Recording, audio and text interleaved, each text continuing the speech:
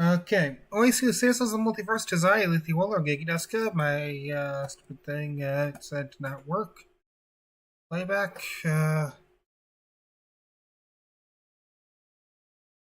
Double check. Top chat to live chat. Okay, yeah, there we go. Oi, se vocês the multiverse design, Alethea, Gigidaska, how are you today? We are going to be playing and maybe even finishing off. Where are you? Astrologaster. There we go. Browsing. Where am I? There we go.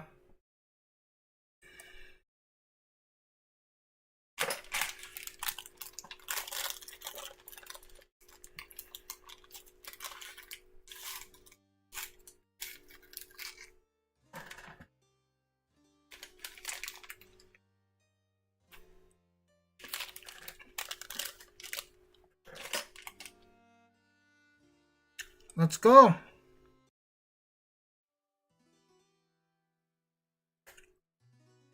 Okay.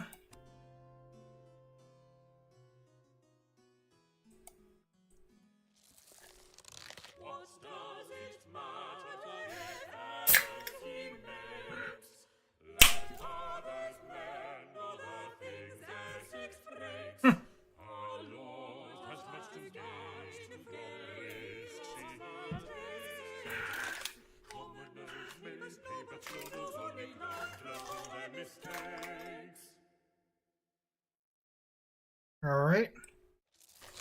Good day, my lord, and well met. Indeed, methinks I have not seen your lordship since last year, afore you set off with Sir Walter Raleigh to capture those Spanish treasure ships. Ah, yes. Doubtless you heard what became of that expedition. The town criers called it Raleigh and Essex's gold piracy fail, declaring it the biggest balls-up since the English Armada. Aye, 'twas most ill-mannered of them, I may remark. The directions you gave me were entirely wrong, for we never came across the Spanish fleet. Indeed, we found ourselves becalmed in the middle of the Atlantic Ocean. Raleigh blames me for it, and although I did explain to him that it was entirely your fault, as I had gotten the navigational coordinates from you, that seemed to bother him even more. My lord, I am full sorry for any error I may have made in my calculations. Forsooth, I pray I may assist you better this day. What is it you would ask of the stars? I would have you tell me how I might regain the favour of the Queen. Indeed, 'tis strange she has not yet gotten over her displeasure, for the incident did occur many months ago. And we had every intention of returning her warships, filled to the brim with gold, I might add. Besides, how in the devil's name were we supposed to know the King of Spain would choose that very same month to invade England? I have not the power to predict the future. Well, nay, but I have, my lord, if you had asked me to. Verily, 'tis not to be borne. Only last week at a meeting of the Privy Council, during a minor disagreement regarding the Catholic rebellion in Ireland, she called me an impudent lord-splainer. Whereupon she rose from her chair and molly-whopped me in the face. I half drew my sword upon her. You mean the Queen? Aye, indeed. Her behaviour was most shocking. Yeah, you can asked die. the royal physician whether she may have lost her mind. She is, after all, most elderly. But Mr. Smith assures me she is in very fine health and is in full control of her faculties. Her Majesty's behaviour is a mystery indeed. You can die. Though mayhap it should not surprise us. A man's reason is oft insufficient to fathom the workings of the feminine mind, and You're gonna die. in such cases, he may have little choice but to call upon divine wisdom. To wit, Yeah, you've done the that. stars can tell us. What must Lord Devereux do to regain the Queen's... Ain't no way. You're gonna die. You're gonna die, my friend.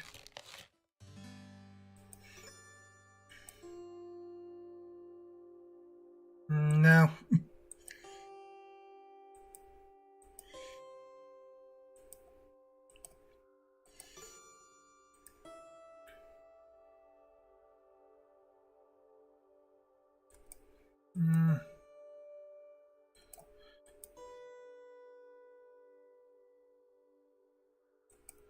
Faithfulness, blah,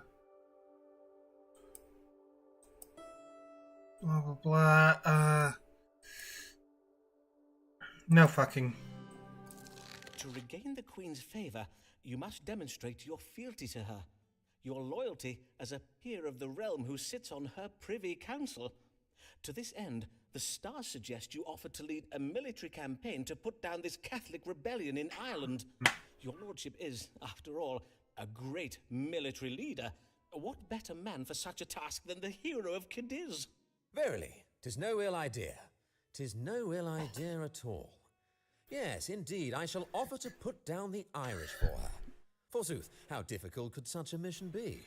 I shall quickly defeat those fen-sucking muck-savages and be back home by Christmas. Huzzah! Huzzah! Godspeed, my lord.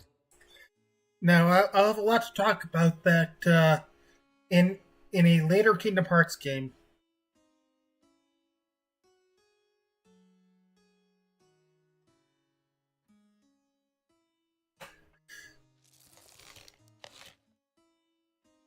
And yes, I did say I will talk about the Irish Rebellion in a future Kingdom Hearts game.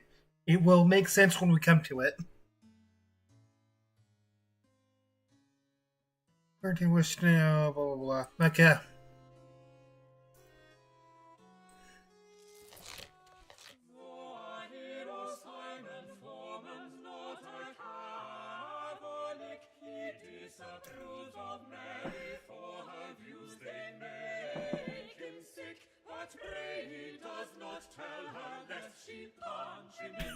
Dick. Punch him in the dick. Good day, Mistress Payne. How may I help you this day? Blessed day, Dr. Foreman. I am just come from taking my niece to visit Rochester Cathedral. Right. Thomas Blogg is the cathedral's dean, I believe. Know you of Dean Blogg? I believe I so. know something of him. Verily, that man is a model to us all. Doubt Under his it. stewardship, the cathedral's decadent furnishings have been stripped away. He has even replaced the silver candlesticks with pewter. Such pious modesty in the sight of God.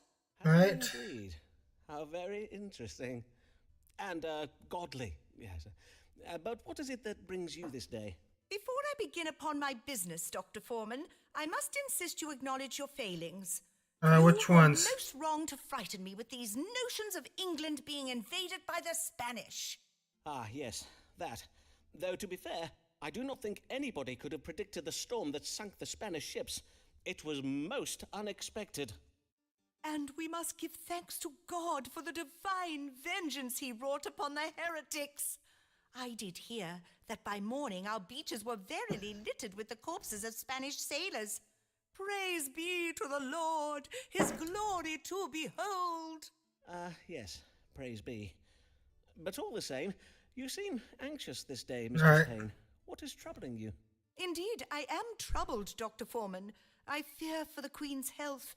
Everyone is saying that as she is exceeding old, she is soon to die. Ah, yes, I quite understand your feelings, madam.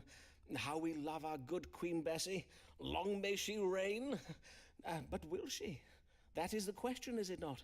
For she cannot live forever, and when at last she does expire, we shall be stricken with such lamentation and grief. Mayhap you, but not I. Elizabeth Tudor is naught but a sceptred whore. Wow. Whore who presides over the Church of England and keeps Rome at bay. Wow. Who knows what manner of foreigner may succeed her when she dies? For all we know, he may flood the land with foul popery. Foul popery? Sure. I take it you do not care for dried floral arrangements. Shut. But, madam, surely fresh flowers are more customary at royal funerals. Did you not heed me, Mr. Foreman? No. I wish to know whether the English throne is safe from a Catholic successor. Ah, yes, of course. Then let us consult the stars. Is our Queen's long reign in danger of ending soon? And if so, do we risk a Catholic succeeding her to the throne? All right. Okay. Queen is in love. Unexpected pregnancy. Blah blah blah. His legacy.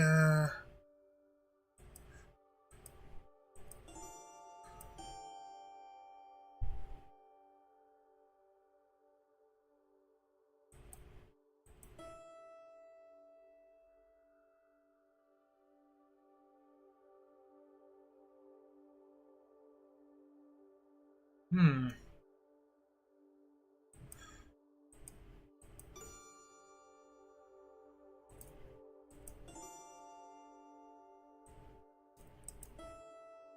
Person from a foreign country. I think it's B or C. Go with B.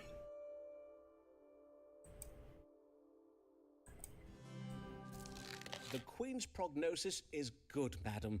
God will ensure she remains in health for some years yet. And when at last Her Majesty does expire, whomever succeeds her will happily take his place at the head of the Church of England. I may assure you that England will not revert its allegiance to the Church of Rome. Ah, praised be! To know that England shall remain safe from Satan's earthly servants is well indeed. Fare you well, and may God give you a blessed day, Dr. Foreman. Now I'm gonna be at a boot sale.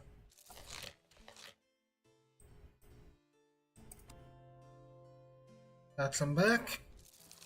The fuck do you say?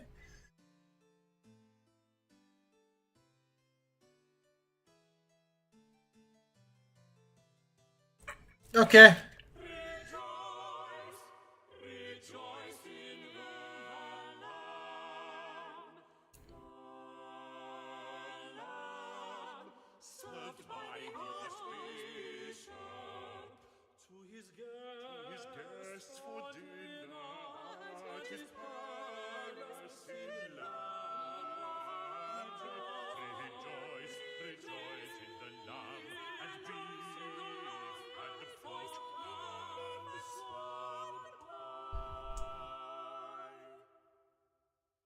Right.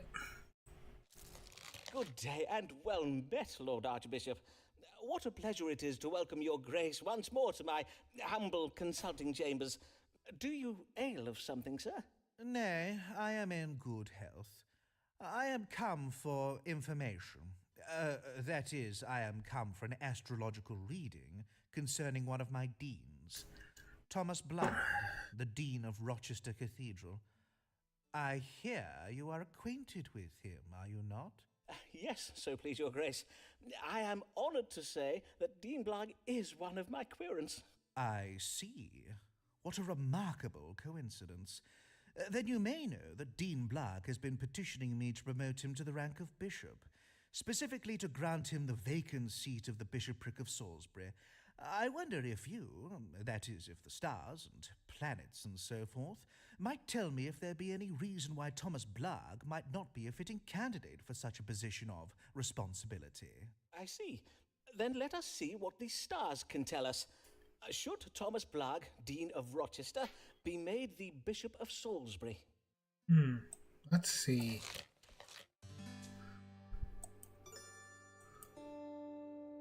Where is not an honorable man, frugal manager of church funds. What guess would be wise to cooperate with this employee? Yeah, that's too rude. Financial deceit is being committed against the church. Creatively and successfully stolen from the church. Okay. As long as, positioning, blah. One blogs on her personal journey. Forget it. Get Thomas Blog.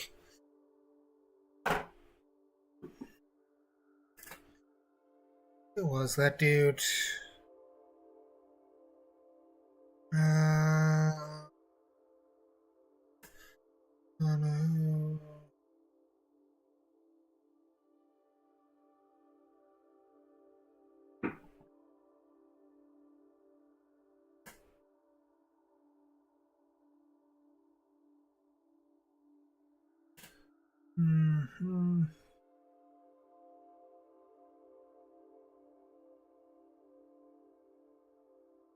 Let's see.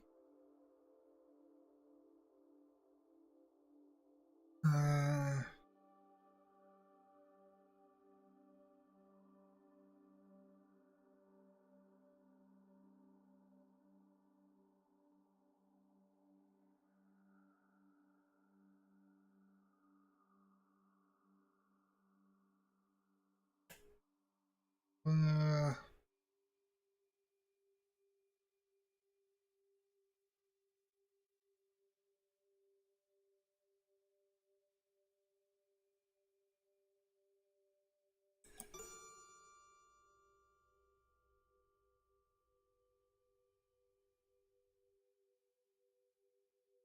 okay. You must not grant Thomas Blagg the bishopric of Salisbury, Your Grace, for it seems Dean Blagg has been embezzling from the church. He has been removing cathedral furnishings, fine paintings, tapestries, candlesticks, and the like, and selling them for his own enrichment, or mayhap to pay off his personal debts. Verily? Well, I do hear it remarked that the Rochester Cathedral has been looking a little Puritan of late. Yeah, that's right. Mayhap She I should said have that. my chaplain cast an eye over the cathedral accounts. Before you leave, Your Grace, perchance I may broach a small matter of my own.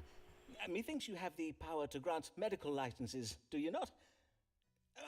Although I am an experienced physician, you may have heard of my work during the plague of 1592, for instance, I am not technically licensed to practice medicine. It has been causing some administrative troubles of late. I wonder if Your Grace might condescend to help me by... You would have me grant you a medical license, would you? I suppose that might be arranged. Leave it with me, and I will have my chaplain look into it. I thank you heartily, Your Grace. Your Grace is most generous. Yep, we'll see. We might not have enough.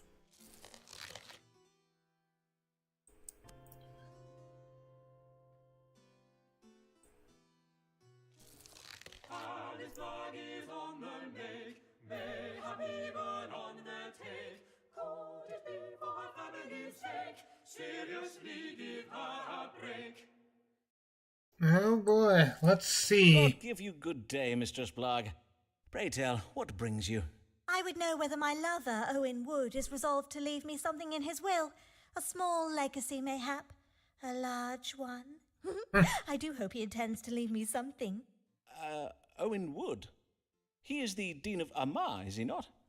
But were you not pursuing, Richard Bancroft, the Bishop of London? Aye, and your notion to use Lambeth Palace for an assignation did work wondrous well. We had a small dalliance, the bishop and I. But 'tis all over now, for I did end it. Only a small dalliance. But I thought your plans for the bishop were larger in scope. In our last consultation, you had me believe you were looking for something more substantial. Aye, I was. But I will not lie, I was disappointed. I Sorry, see. Dick. Now perchance we may proceed to this matter concerning Owen Wood. Pray tell, why would you wish to know whether he has included you in his will? Is he gravely ill? Not presently, but methinks he will be soon, for he has gone to Ireland to join that peacocking mumphead, the Earl of Essex. I see. He has gone to fight in Robert Devereux's military campaign to put down the Catholic rebels in Ireland. But you're being a little harsh, are you not? 'Tis true he has had some bad luck of late, but the Earl is a fine... Oh, a swole-headed failson is what his lordship is. 'Twould not surprise me if he read his map upside down and marched his men into a bog to drown. Pray, let us do my reading, if you please. Certainly. If Owen Wood, the Dean of Armagh, were to die, would Alice Blagg inherit anything from his estate? Let's see.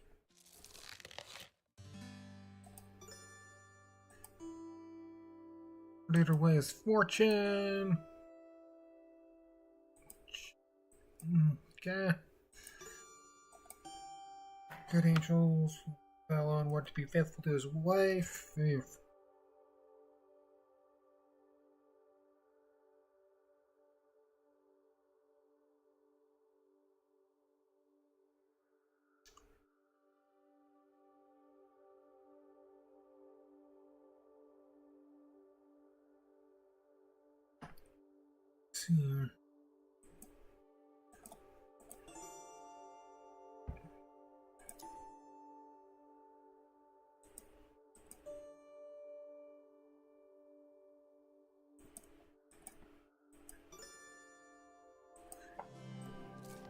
I am happy to assure you, madam, that Owen Wood will not die in Ireland. On my honour, that is most reassuring to hear. Methinks. Nay, it is. And even if he were to die, Deanwood has little to leave you in his will, for the stars suggest that he has barely a penny to his name. You mean to say Dean Wood has frittered all his money away likewise? Aye, it would seem that you and Mistress Wood share something in common. That is, aside from... Oh, well, I never. These clergymen. A band of boil-brained chump lords, the lot of them. Yeah. I said turn.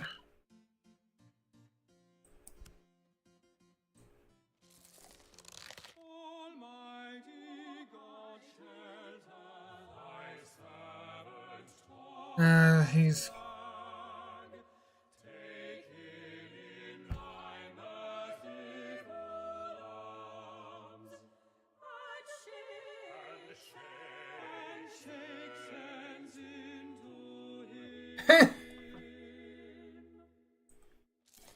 Good dawning, D-Blog.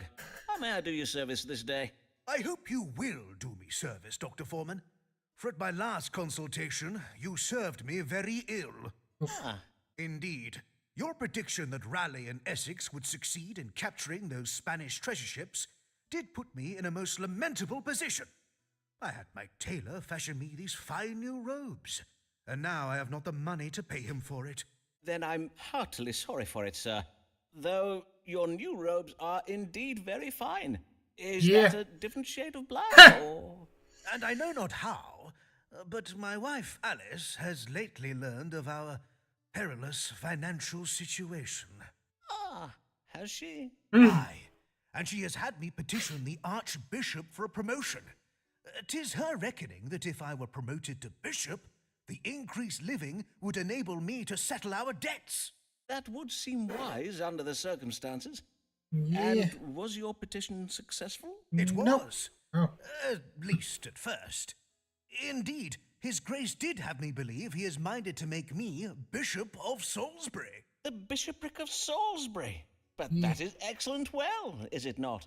It would be very well, forsooth.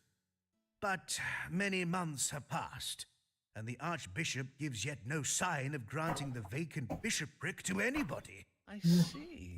And he does not say when the matter may be decided? Nay, indeed, he does not. Whenever I raise the question with His Grace, he says he needs time to consider the various episcopal and doctrinal matters concerning such an appointment. All the while, he has me performing additional duties that I dare not refuse, lest I lose his favour. And Mistress Blarg has sent him pies upon numerous occasions. And yet the Archbishop is not moved? Nope. He must be a very hard man indeed, for your wife's pies are well renowned for their powers of persuasion. Now, let us see what the stars can tell us. Will Thomas Blarg, Dean of Rochester, be granted the bishopric of Salisbury? Nope. We already know that, but we need to consult the stars for that. Amicable? Yeah. Nope. Godliness? No. Nope.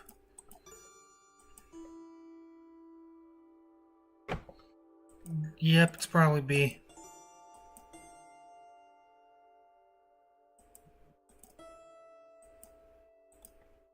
Yeah, it's B. You will never be granted the bishopric of Salisbury, I fear, for the Archbishop has discovered some irregularities in the management of Rochester Cathedral. Some missing furnishings, I think? Well, I mean to say, if indeed that be so, then 'tis most egregious. I will have some very stern words with my chaplain. Worry not, sir. The stars indicate that His Grace would wish to avoid any unpleasantness. As is customary with church scandal, he will doubtless remain quiet on the matter for Of course, I too would not want to bring shame upon the church. If there be such vile, false rumors circulating about me, it would be wrong not to consider the attention that my promotion to bishop would invite. I own that I am shocked and disappointed by this, but I must thank you for forewarning me. You're welcome. I definitely didn't tip him off.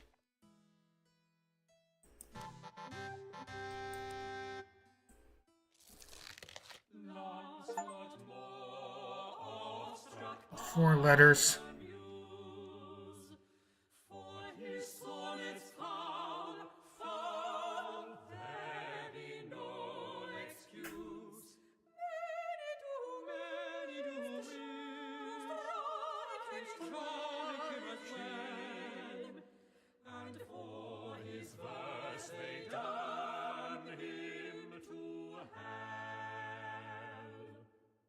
I love it. Okay, so yeah. Alice, yeah, we're not getting Mary's. Lancelot's, yeah, it seems like we need a good rating for him. Sybil, we have one more we haven't even seen yet. Emma Sharp, Good morrow, Mr. Moore. You are returned from Italy, I see. Aye, and I had the most enlightening experience. nice.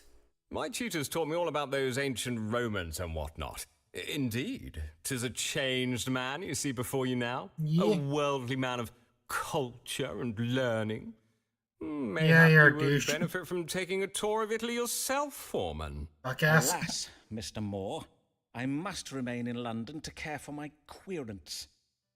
To wit, what brings you this day? Yeah. Well, no sooner did I return to London than I did become acquainted with the most wondrous creature. God, you are A a whore. lady who has been lately widowed. Ah, let me just take some notes here. Is this one dark or fair? Auburn with eyes of green, mayhap? I do not believe there's yet been an auburn-haired maid. Fie, Mr. Foreman. Prithee show more respect for ladies than to view them as mere collections of physical charms. Beauty alone is of nothing to a man such as I. Bullshit. Nay, my heart does belong to a worldly woman of culture and learning. Her head almost as striking as the soft hair and radiant eyes that adorn it. Indeed, her gift of understanding is so strong she can listen to my sonnets for hours on end. Sure. Can she? Forsooth, the lady does show great strength of mind indeed. And how might I advise you? I would have you tell me whether I should marry her, for, as you know, I have offered my troth to ladies in the past, and it has not ended well for me. So, this time I did tell myself, Lancelot, you will proceed with caution. You will know the lady for at least a month before you think of wedding her, and then you'll go directly to Foreman for his counsel. Then let us consult the stars now. Should Lancelot Moore marry this wondrous and worldly widow?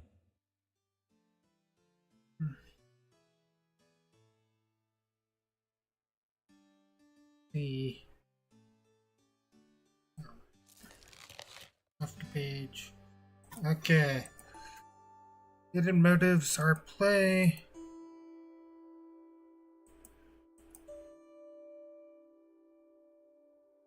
Ooh.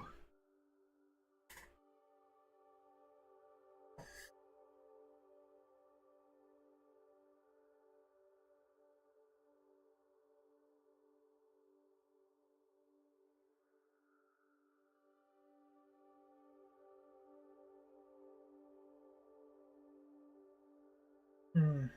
Hmm.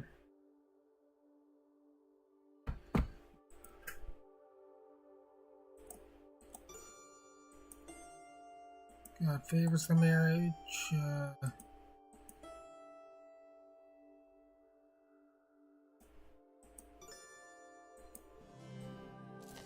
You must not marry this lady, sir. You are a wealthy man, and she has designs upon your fortune that may result in your untimely death. Ye gods! Verily?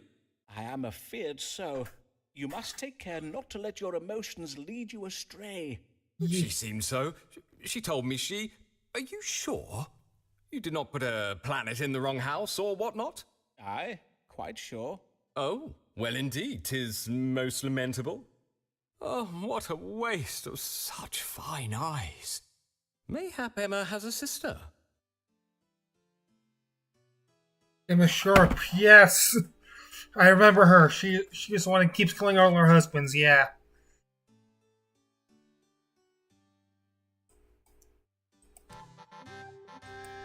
That's 5.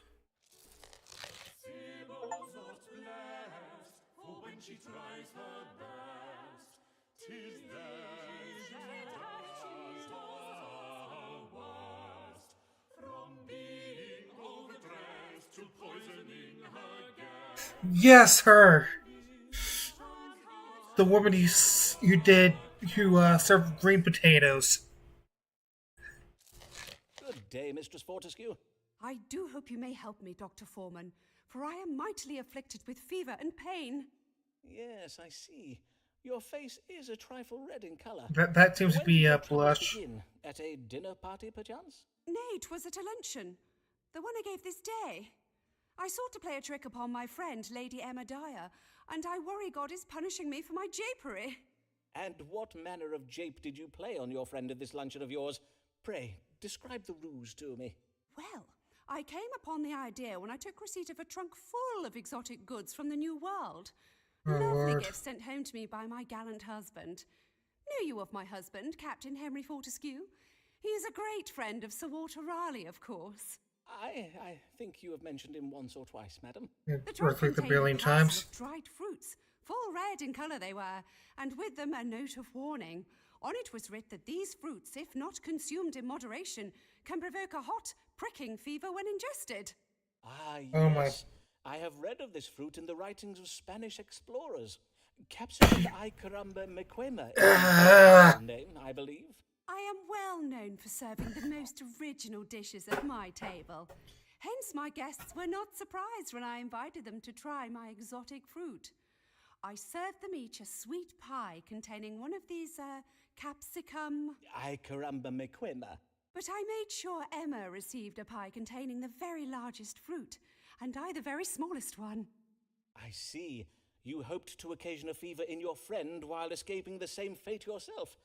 And yet this ruse did not succeed, I take it. Nay, it did not, Dr. Foreman. Most of my guests dared only take one bite of their pies before abandoning them, finding themselves unequal to the challenge. But Emma ate hers all up, as did I. I was sure I would be safe, and that she would turn red and begin to perspire most shamefully, but she remained as cool as a cucumber. But you, madam? I began to feel such pain in my mouth and throat. My face and eyes turned red. Moisture gathered on my brow and bosom, and damp marks appeared on my bodice. I could not conceal it from my guests. 'Twas humiliating. How distressing for you, madam. Let us now seek a solution to this mystery in the stars. What might explain the querent's affliction? Okay, first of all, hello, person. Welcome to the stream. How are you doing today? Ogenki desu ka? 2. Dumbass ate a chili pepper. Dipshit ate a chili pepper. That's what happened. That's what happened.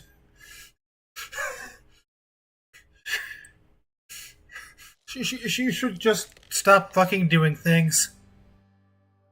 In general. Lusty passions. Bewitched. Technically, yes.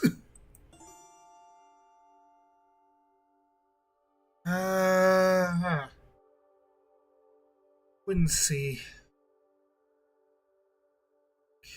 Kind of Quincy. The fuck is Quincy?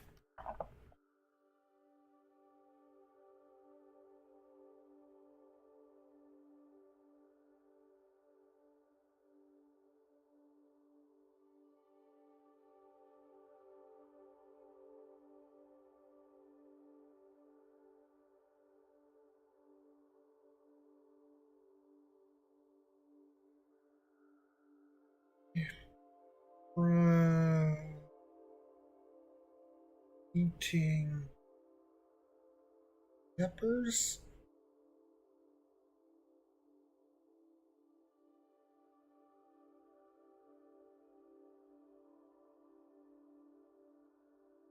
Yep. Yep, that's it. One moment, madam, while I consult that Spanish book I mentioned earlier. The one recounting travels in the New World.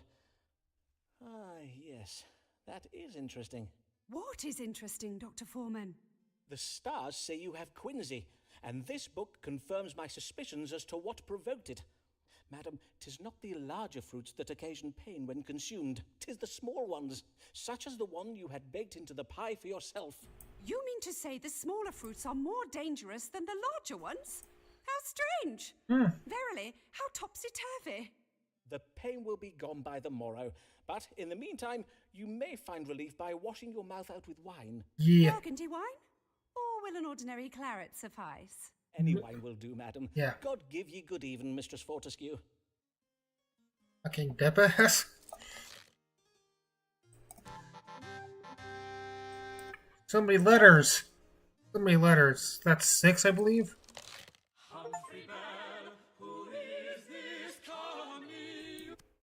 Yeah, sorry. Yeah,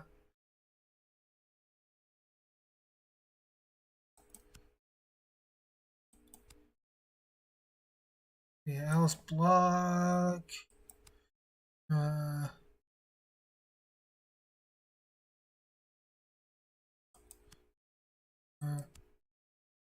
Yeah, Devereaux. Emma Sharp, the wife killer, and Robert Devereaux. John Whitgift, probably not. I don't know. We'll see. Wait, Humphrey Bell. He's new.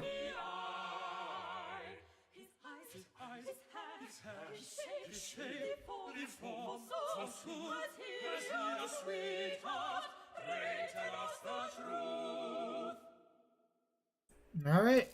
Good morrow, young sir. Methinks this is your first consultation, Mr.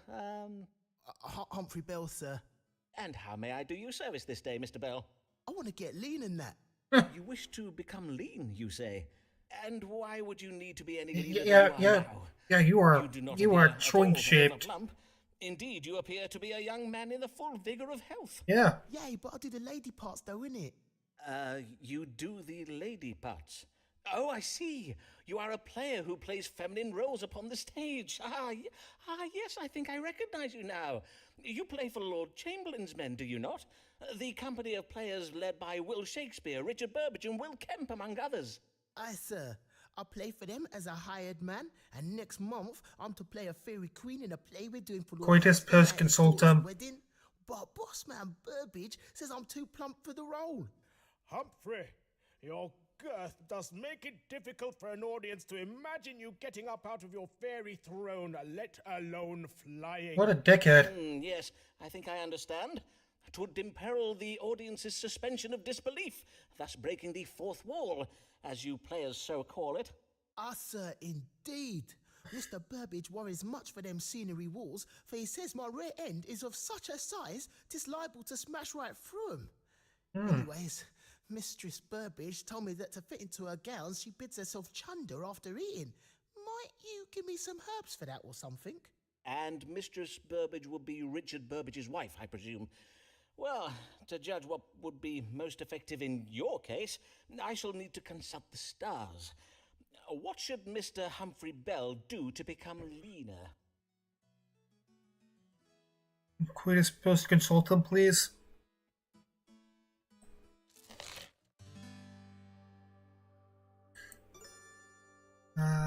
Imbalance of phlegm.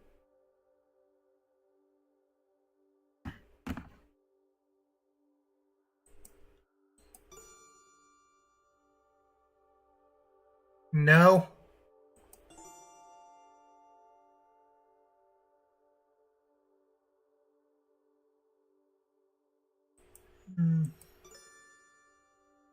Downward purging, no. Yeah, we're gonna get him on a diet. And a physical regiment. The solution is quite simple, Mr. Bell. If you would make yourself leaner, you have but to eat less. Why would I need a doctor to tell me that though? I need something to do it quicker than that, urgent like. Know you what I mean? Indeed. Sadly, I am familiar with the tendency of the young folk of this day to seek quick, easy fixes to their problems. What about Mistress Burbage and her chundering though? Can I not have what she is taking? Well, there are ways to induce imbalances in your body to purge itself, but doing so is not at all healthsome. For instance, I might have told you of the dangerous practice of taking goodly quantities of prunes and rhubarb to purge from the fundament. But that would have been negligent of me. For as a physician, I cannot endorse... Who's a rhubarb? So I just eat them things. Easy. Thank you, Doctor. Give you a good day. Hold, sir. I'd strongly advise against such a... Not even any coitus.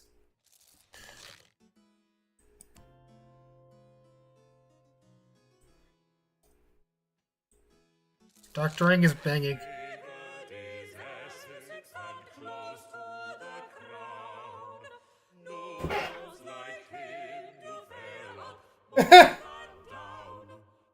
Lol.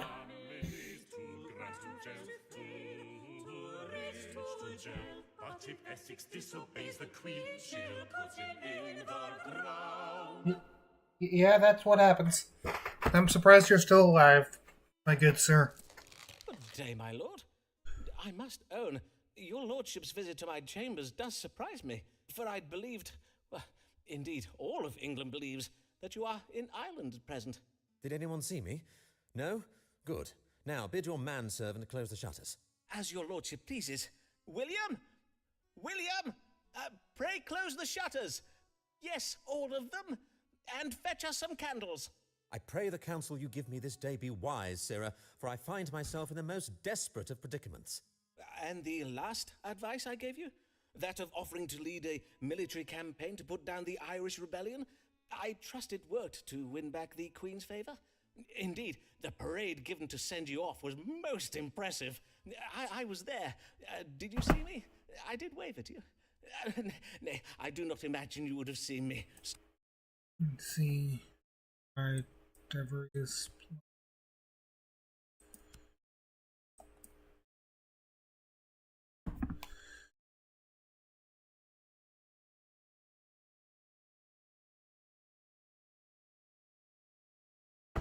See.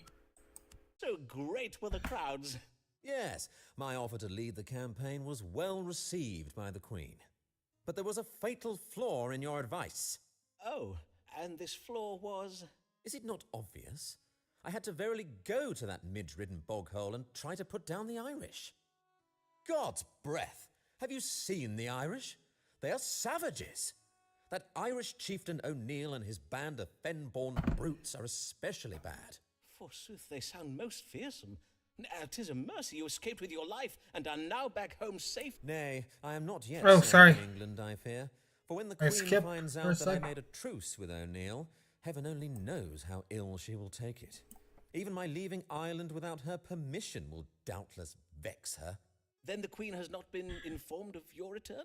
Nay, she knows yet nothing of it. I am at present taking refuge with my sister, the Countess of Devonshire, at her country estate. But I cannot hide there forever. Hence, I am come to you this day so that the stars may advise me on how I may extract myself from my current predicament and win back the favour of the Queen. Then let us see what the stars advise. How might Lord Devereux escape the displeasure of Her Majesty the Queen and regain her favour? Let's see.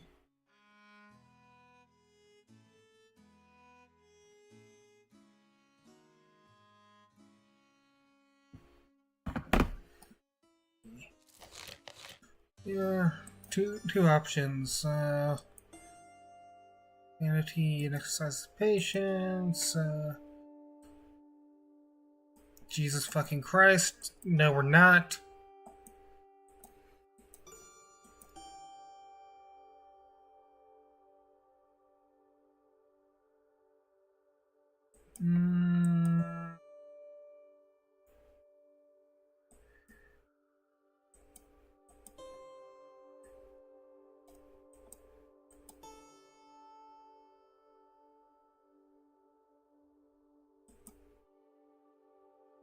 It's not sex, so we're going with it. The stars foretell of violence enacted by officers of the law. Ah, verily. 'Tis doubtless a beheading. Forsooth, I do enjoy a good beheading. Well, 'tis likely to be a trifle more elaborate than that. If the Queen is particularly vexed, it will start with a quick hanging until just afore the point of death, followed by a disemboweling and emasculation. Ah, yes, of course. whereafter the gentleman is invited to watch his own entrails and privy parts being lightly grilled upon an open fire before he is chopped My into 12 favorite. separate pieces. A quartering, I think you mean? Which, as etiquette dictates, are then to be parcelled up and sent as gifts to any friends and family members unable to attend the ceremony. Ah, yes, splendid. An execution with all the trimmings. Verily, whilst a simple beheading can be a most elegant entertainment, 'tis a trifle too, well, continental for my taste. Why, 'tis oft over in mere moments. Whereas a full English execution keeps one entertained throughout the whole morning. Yeah, you're not I gonna fail like. to see what this has to do with God's breakfast. You mean Yeah, I am the one to be hung, drawn, dumbass. Well, yes, very possibly. I am afeard the only course left to you now is to humble yourself before the Queen. The stars suggest you might be able to convince her to look upon you as the son she never had. A naughty, wayward child who has rebelled against his parent. With time and patience, she may forgive you. In truth, 'tis not the worst of ideas, and it might even clear the path for the possibility of... Yes, methinks this plan may serve me very well. Alright.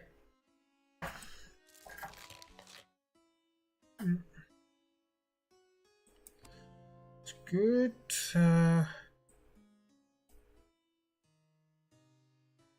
No sex. No sex.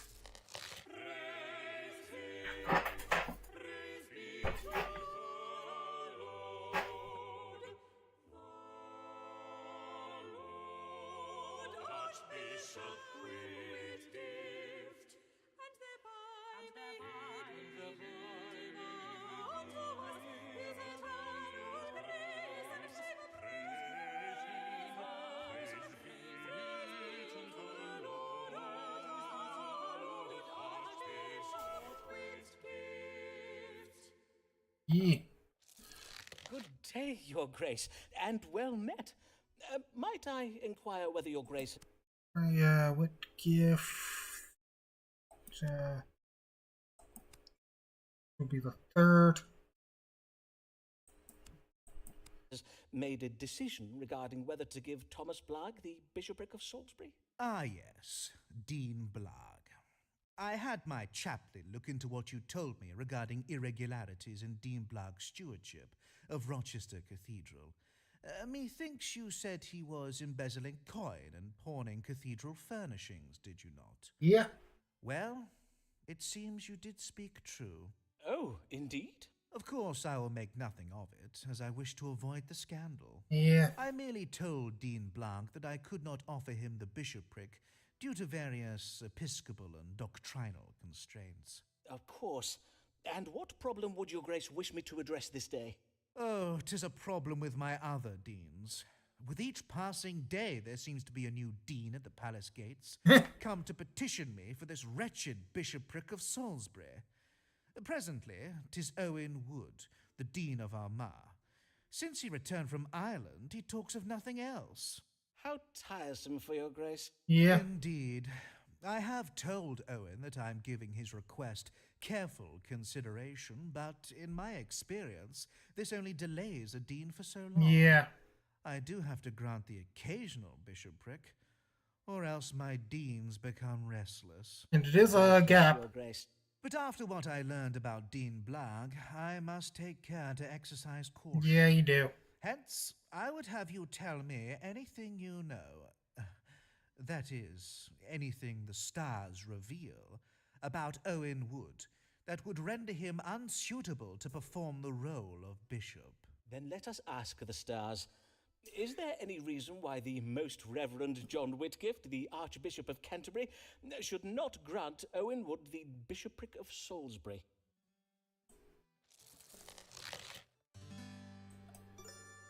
See, possible to. No.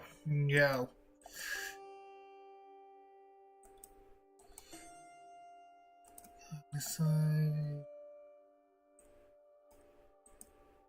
Let's see, B.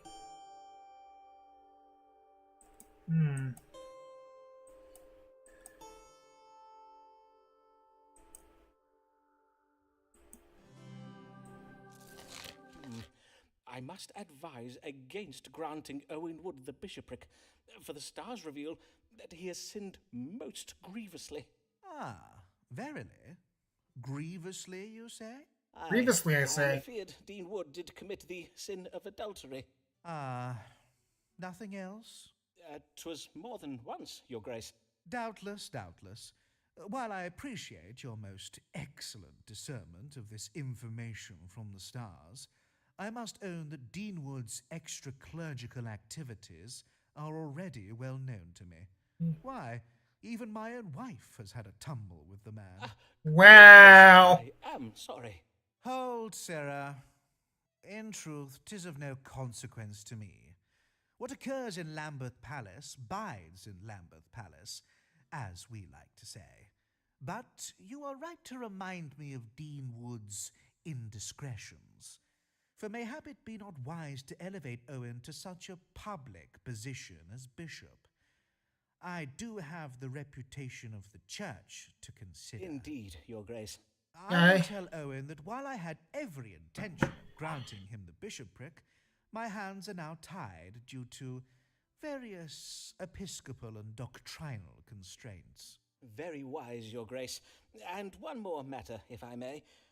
Has Your Grace yet had the opportunity to consider the granting of my medical license? Ah, yes, that. Once my chaplain has finished looking into the matter, I shall be giving it careful consideration. Good day. Good day.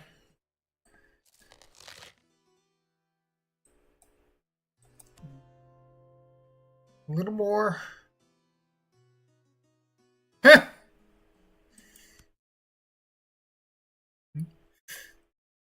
Well, churches are the fucking same. Okay, so yeah. Emma Sharp and then one more. Let's see. What is Emma Sharp?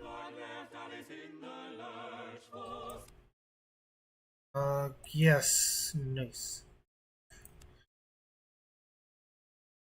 5.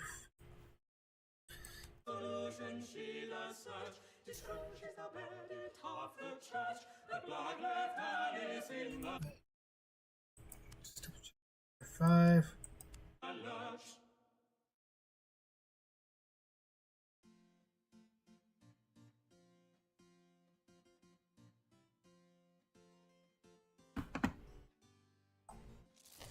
Good day, mistress. What brings you? I am come about my lover who is lately returned from Ireland. Ah, yea, and your current lover is, as I recall... Ah, yes, your lover at present is Owen Wood, the Reverend Dean of Armagh, is it not? Aye. And according to my notes, you were afeard he might die in battle. Aye, but you were right. Owen did not die. And yet you do not appear to be much pleased he's returned alive. Whatever is the matter, madam? It is being said around the diocese that my lover, Owen Wood, is romantically entangled with 2 other women. And who might these 2 other women be? Might one of them be his wife, or...? Of course not. Do not jape with me, Foreman. One of the ladies Owen is seeing is Mistress Ways, while the other is a certain Anne Hayborn, with whom I am not yet acquainted. I do hear she is a very young and comely maiden, though mayhap a maiden no longer. I prithee, speak one of those doodles of yours and tell me if this be true. Madam, if you will but afford me some silence and calm, I will compose one of my doodles, as you so call my mathematically precise astronomical charts, and endeavour to answer your question.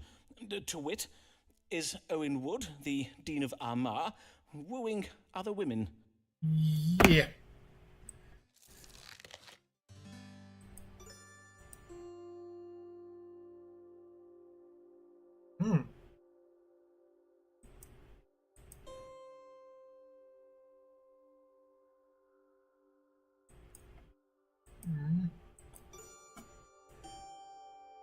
Yeah.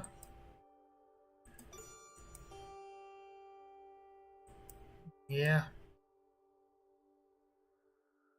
Yeah, the way the Dean said it, it seems like the Bishop's Palace is like the classic Pleasure Palace. Da, disgracing Elwood with charity.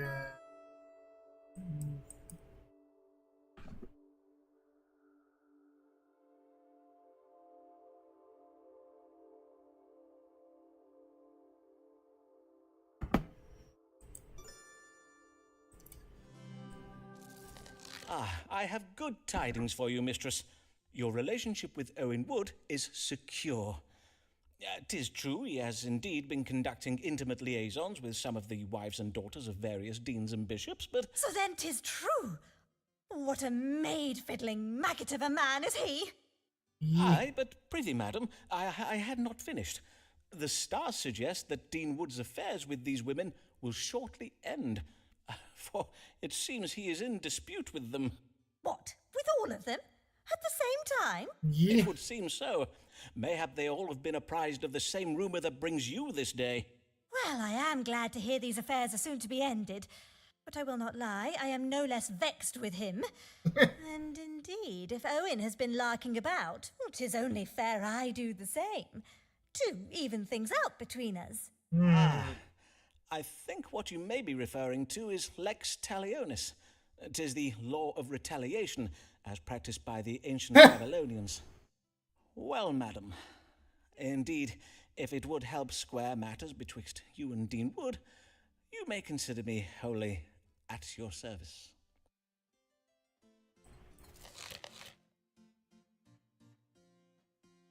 Coitus pus consultatio.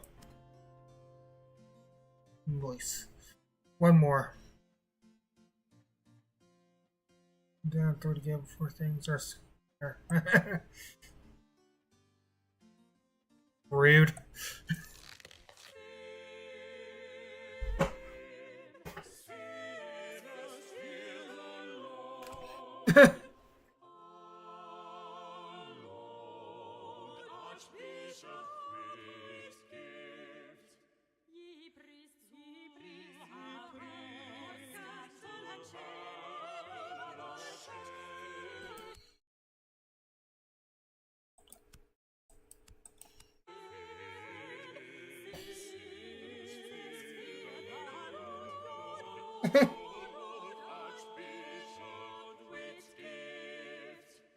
Of course, they don't fear the Lord their God. They fear the Lord, who actually...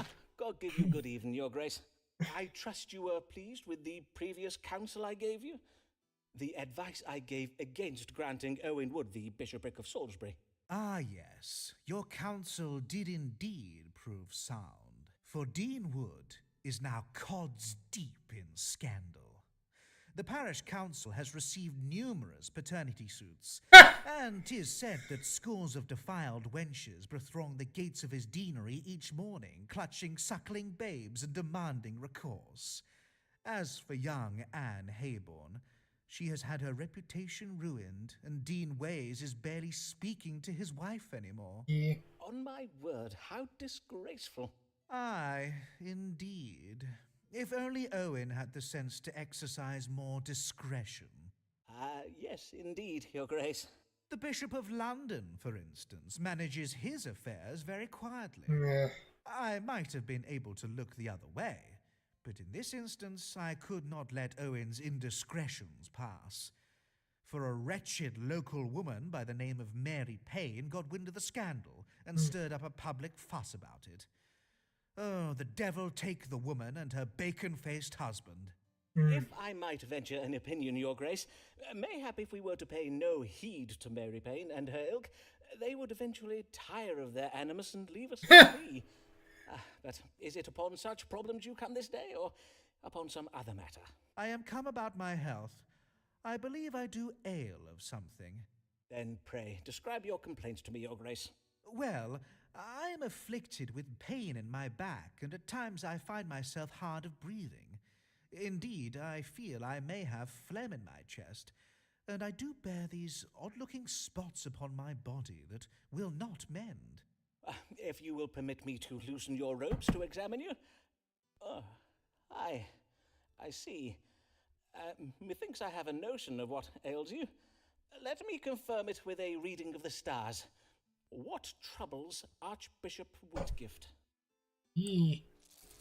Yee.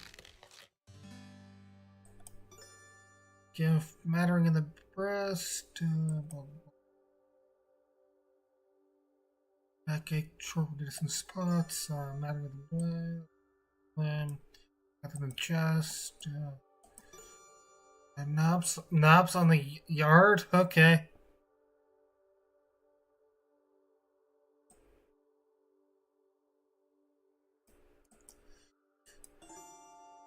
French pox, a venereal disease caused by lying with a pocky.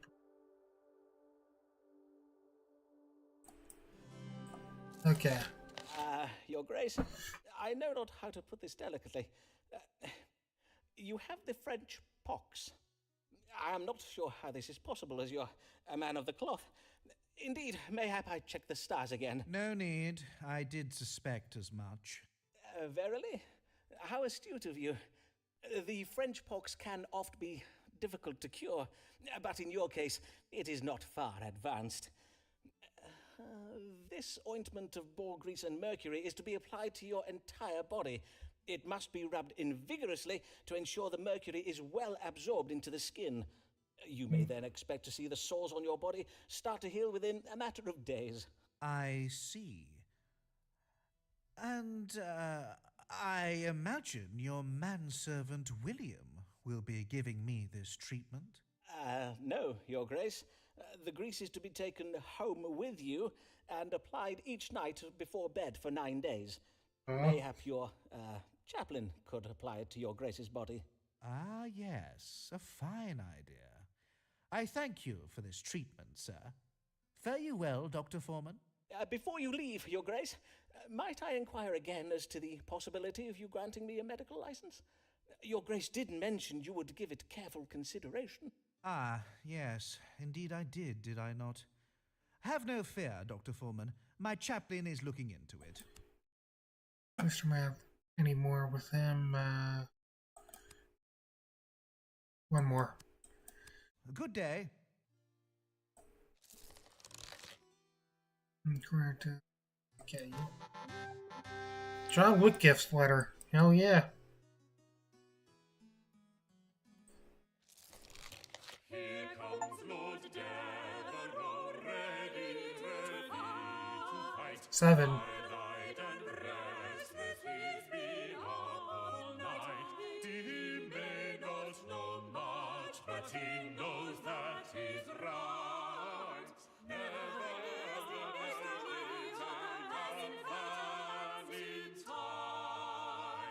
Never Robert Devereux. How many have we been here? This is his last reading. Give ye good morrow, my lord. I trust your lordship is well this day. Well? God's body! Am I likely to be well? I have been languishing under lock and key while all England goes to ruin. Yes. I did hear something of your arrest. I take it your encounter with the Queen did not go as well as planned. Nay, 'twas a disaster. I took the precaution of seeking an audience with Her Majesty just after dawn, to be sure I would find her alone. But when I entered her bedchamber, she let out such a blood-curdling scream it alerted the palace guards, who ran into the room and arrested me. But you were imprisoned in your York House residence, were you not? The fact that you were placed under house arrest and not imprisoned in the Tower surely speaks to the Queen's fondness for you. I trust your time in confinement was not uncomfortable, at least. Well, yes, my time away from the world and its trifling concerns did, in truth, prove useful. It afforded me time to reflect on larger questions, to take stock of my life and put recent events in perspective. I see. And what resolution did this quiet period of sober reflection bring you? A closer relationship with God? Or perchance you are resolved to spend more time with your family? What? Nay. I said my mind was turned to larger questions. To wit, am I destined for greater things? Am I chosen by God to rule a kingdom? For I must needs act. The realm is under threat from within. For why was I verily imprisoned? Was it merely to punish me for some trifling mistakes I made in Ireland? Nay, 'twas to separate me from the Queen. Well, I imagine after discovering you in Her Majesty's bedchamber... Do you not yet see? The Privy Council means to keep me away from Whitehall, lest I see how they have contrived to control and manipulate the Queen since I left for Ireland. My lord, are you saying the Queen is weak and no longer in control of her reign?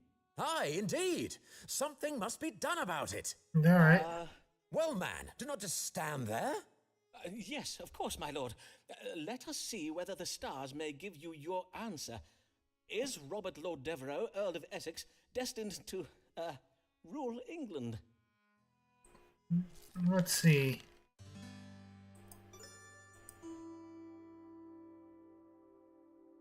Distinction, well, bribery, strong authority figure, yeah.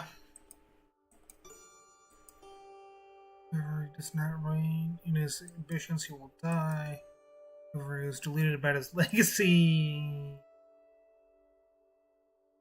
Just England.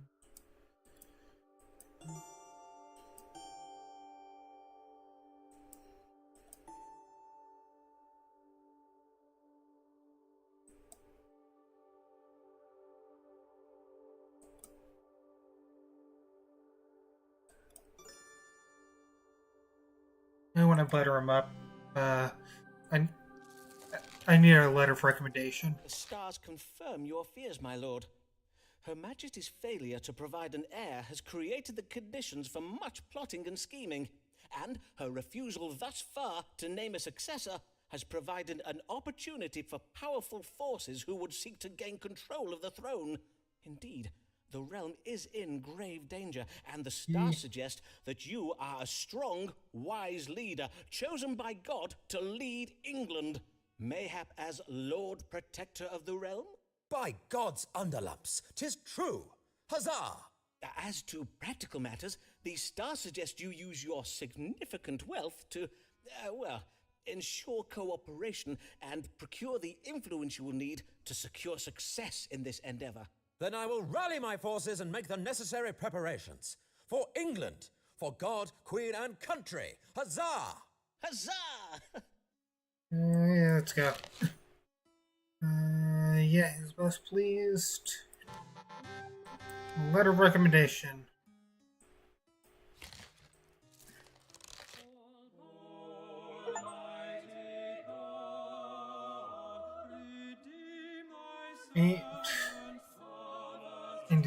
And it said, receive a medical license. Oh, yeah.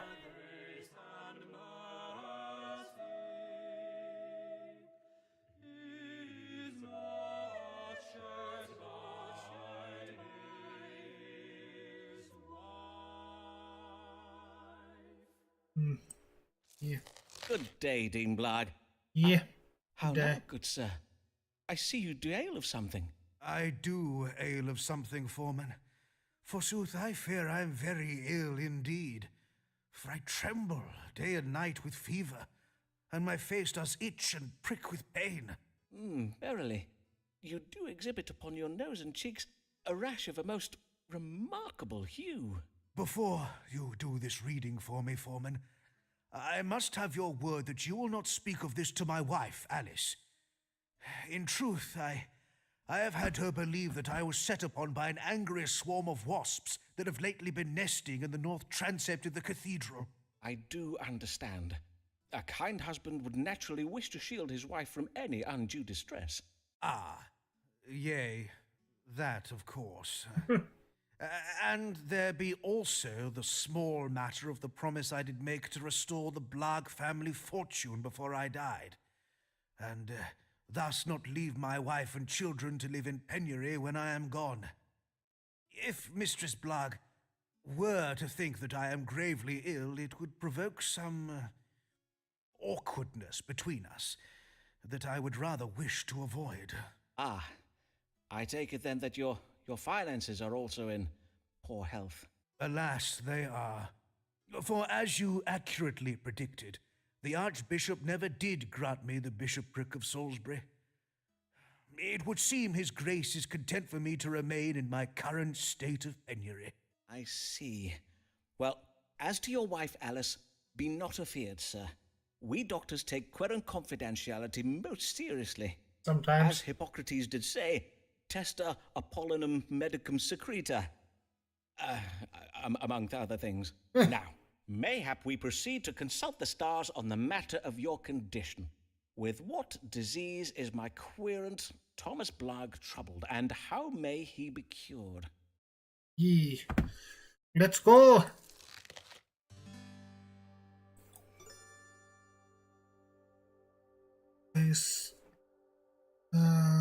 Severe skin disease, splendid fever, possibility of death, evil digestion, overconsumption, being a knob-like growth rising on the shin.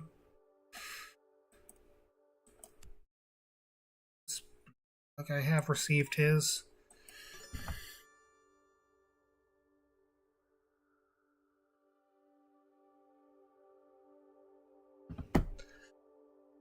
Yeah. It would seem you are troubled with a severe disease of the skin known as erysipelas. It is quite serious, though you may find some temporary relief from the pain and fever by vigorously purging from your fundament. To induce such a thing, I do advise the consumption of a considerable quantity of prunes, or mayhap rhubarb. Of course, it does depend on the season. Erysipelas? Prunes?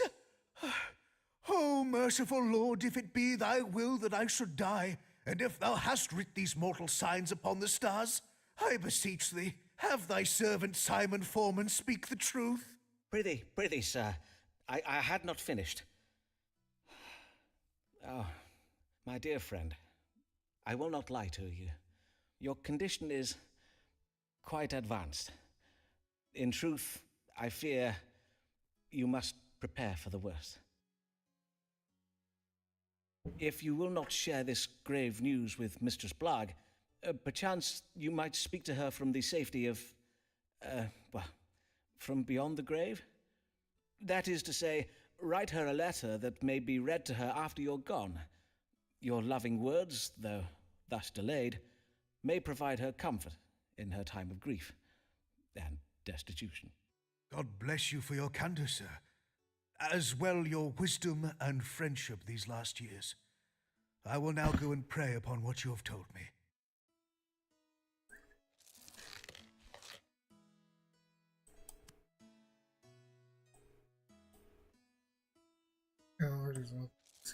Remember medical boots. An explorer's wife cannot share his life. She is left alone, she is left alone. Whilst he is at sea, in a way so she. Yeah. Yeah. Good day, Mistress Fortescue. How may I help you this day? You seem a little out of breath. Aye, 'tis but my bodice. My maidservant Sybil, do I have her? I do have her, so. did lace it far too tightly. Methinks she is a trifle vexed with me. Indeed, the atmosphere in the Fortescue household is exceeding ill at present. Verily? And why is that? Someone has been stealing food from the larder in the night. This morning, 3 whole swan pies were missing. Each member of the Fortescue household suspects another. And whom do you think is the author of these thefts, madam? Well, I suspect my son Harold, as his fondness for pie is well known. But Harry denies it and has accused our maidservant Gladys. And 'tis true that Gladys has become suspiciously wide about the girth of late. And as for Gladys, well, she is convinced the culprit is our African parrot, Sir Muncelot Grey. But Sir Muncelot has denied the accusation and blames my monkey. And who does your monkey blame? Now, Dr. Foreman, be not absurd. Monkeys cannot speak. Yes. Then 'tis fortunate that God can speak to us, that is, by way of the stars. Who in the Fortescue household has been sneaking into the larder at night to steal pies? Let's see. Who ate all the pies? Fortescue.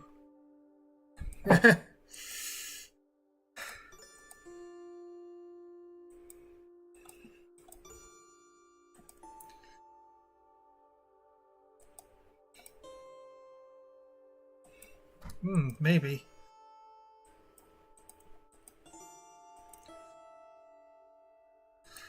Foreign country?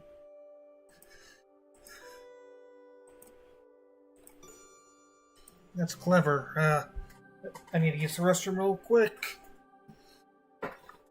Where's the, mute? I said...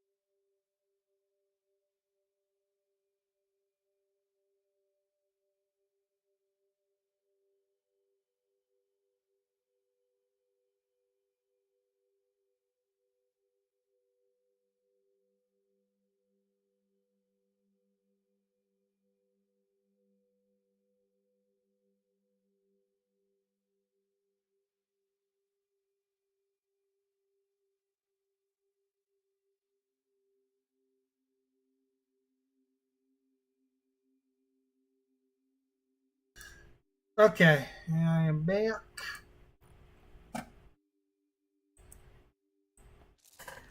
Madam, you may eliminate your son from your inquiries, for according to the stars, you have educated him well, and he knows not to steal pies.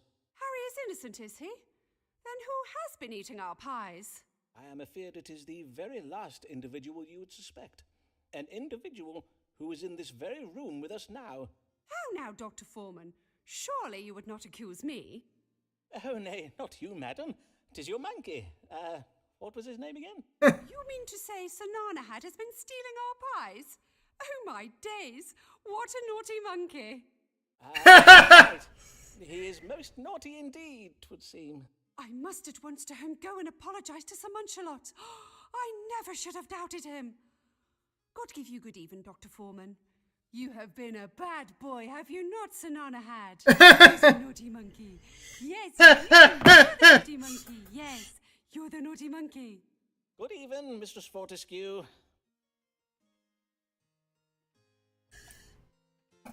Let me, sorry, real quick. Who was the second person?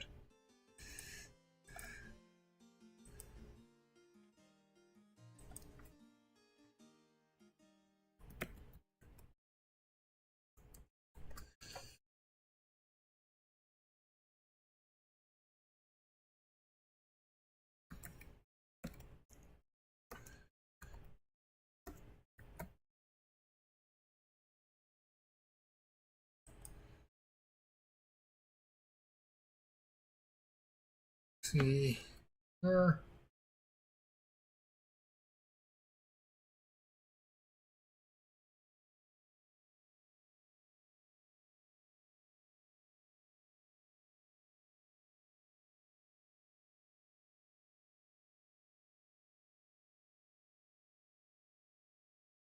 We're gonna do a spoiler for Raiders real quick.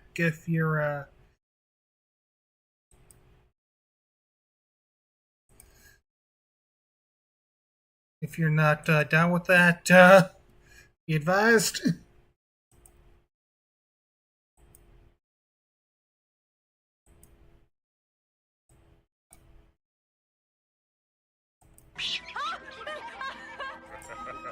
Cute. Marion, look out! out! It's a Nazi monkey! It may seem cute, but actually it's very evil. It's just a monkey, but look at it, see Kyle! Don't let him near you, cause he'll give away secrets. To the shady guy with an eye patch, don't tell him anything, you'll regret it. Because he's a Nazi monkey. Look out for that Nazi monkey. He's a Nazi monkey. Bad dates. Cute. That's all. Okay.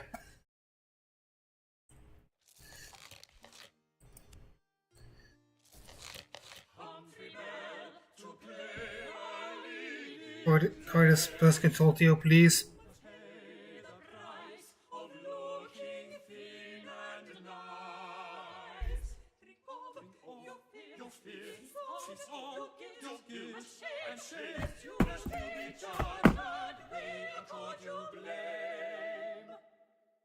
Yee. Good evening, Mr. Bell. What brings you so late this evening, young sir? Have you come from the playhouse? Yay, I'm come from playing a Duchess in a special performance of Richard II. You know, that play that makes the Queen look bad. So, Mr. Shakespeare decided to revive his play, did he? I see. I need you to tell me what to do about my pay. Our seamstress told me she heard Mistress Burbage discoursing and how John Crisp is getting paid a full shilling for each performance. And you feel this is unfair, I take it? I gather Mr. Crisp's pay is greater than yours. Aye, sir. 'Tis full twice as much coin as they pay Oh. me. What I get is barely enough to Ten- pay my rent. 10 pence? That's well bigger than his, innit? And you can fathom no reason for this disparity in pay? He is more experienced, perchance. What? I've been on the stage since I was a boy, and John's been playing for less than a year. Nay, sir. Mr. Burbage and them other company sharers are paying me less on account of how I'm doing the lady parts. You mean to say you are being paid less simply because you perform lady roles? See. John only gets them main what's the parts because he's payment big and system? tall, but I'm well better than he is. Critics call my Ophelia the most tantalizingly nubile and tragical performance since Henry Condell's Juliet. Ah, yes. Having Sixpence. seen Hamlet, I would have to agree with them there. Yikes. I must own that I, too, found your Ophelia most comely and alluring.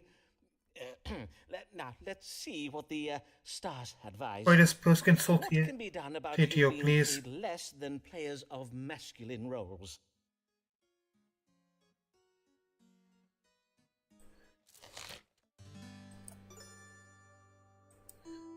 You should wait. Pay grade will come in time. You take a lure to seduce a woman.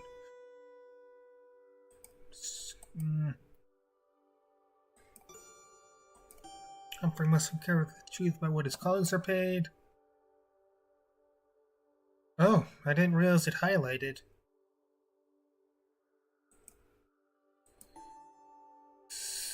Secrets are allowing Humphrey's employer to behave hypocritically. Humphrey's employer is a shrewd businessman. See, his boss will do evil to others from safeguarding his legacy. His wife is pregnant. Boss is cannot be trusted. Yeah, I think this. According to the stars, your employers, the Lord Chamberlain's men, are very wise businessmen. How do you reckon that? On account of them contriving to pay me less than I deserve? Precisely so, Mr. Bell. And being so wise, they doubtless deter their hired men from discoursing upon the coin they receive for their labour, perchance to the extent where the men harbour such feelings of shame and suspicion about it, they would more readily show each other their privy parts before they would show their pay. Aye, 'tis true enough. We oft pull our yardles out when we're jesting about and that. But as for a man's pay, forsooth, 'tis considered most private. Well, such prudery must end if you and your fellow players are to advance your interests, Mr. Bell. That is true. Indeed. And it's true in the If you real are all to world as begin well. freely discoursing upon these matters, you will find you are not the only player being paid unjustly. if you do decide to demand more coin from your employers, I advise you to unify with the other hired men and speak as one voice. Zah! We shall unify and demand them company sharers pay us equal coin for equal playing.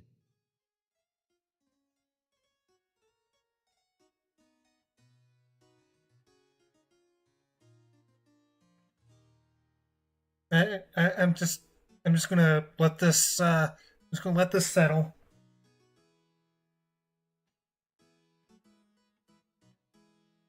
Just let that settle.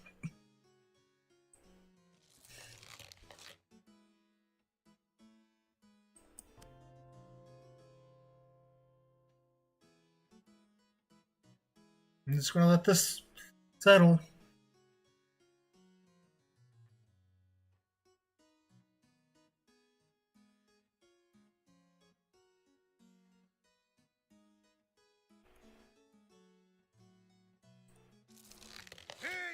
Hear ye! Earl of Essex, foiled in Queen, kidnap, attempt, shocker! Biggest treason fail since Babington plot! Hear ye! Alright. Ooh, yeah.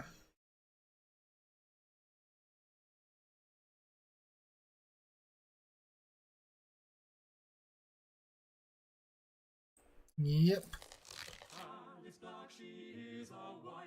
'Tis one way to live a life, oft with misfortune and with strife, especially if you be Black's wife. Yeah. Yeah.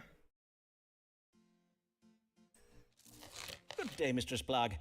Pray tell, how Hopefully do doesn't, things go with come your back to gentleman me. friend, Owen Wood, the Dean of Armagh? Alas, 'tis all over betwixt me and Dean Wood. I did ask him for a small loan, and he was most insulting about it. We have not spoken since. And I think I know why his ardour for me has cooled, for I did lately learn that he has been bedding half the women in the diocese. Ah, yes. I too did lately hear of this. So it seems your stars were right. There verily were other women vying for Dean Wood's affections. But this day I am come about my husband. Methinks he is ill, yet he pretends he is not. Ah, pray describe his symptoms to me. Well, yesterday I did remark that something was amiss when Molly McDoon and I returned from the playhouse. Well, there was a special performance of Richard II at the Globe. Know you of it? Oh, 'tis the play that makes the Queen look bad. I know of it. When I came in the door, there was an awful racket coming from our upstairs rooms.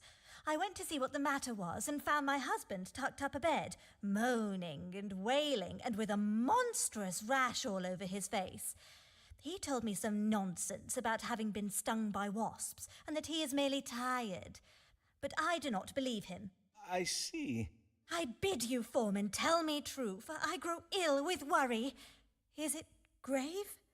Blagg had better not think of dying on me afore he has paid his debts.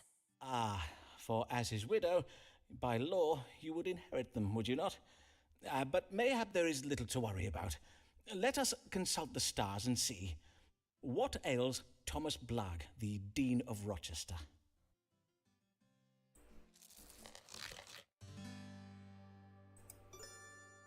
Melancholy, preference for remaining in bed, swelling in the cards.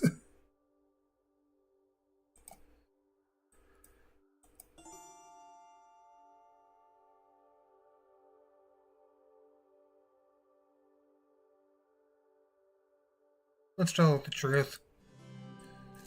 Alas, I am afeard your husband is ill with a disease known as erysipelas. He is in grave danger. Indeed, his case is advanced and beyond treatment. There is nothing to be done now but prepare yourself for his death, Mistress Blagg. Madam? Alice? Come, Alice, I will find you a chair. Nay, I must not tarry. I am meeting Mistress McDoon at the Bear for a quiet one. Good day, Foreman. But Alice...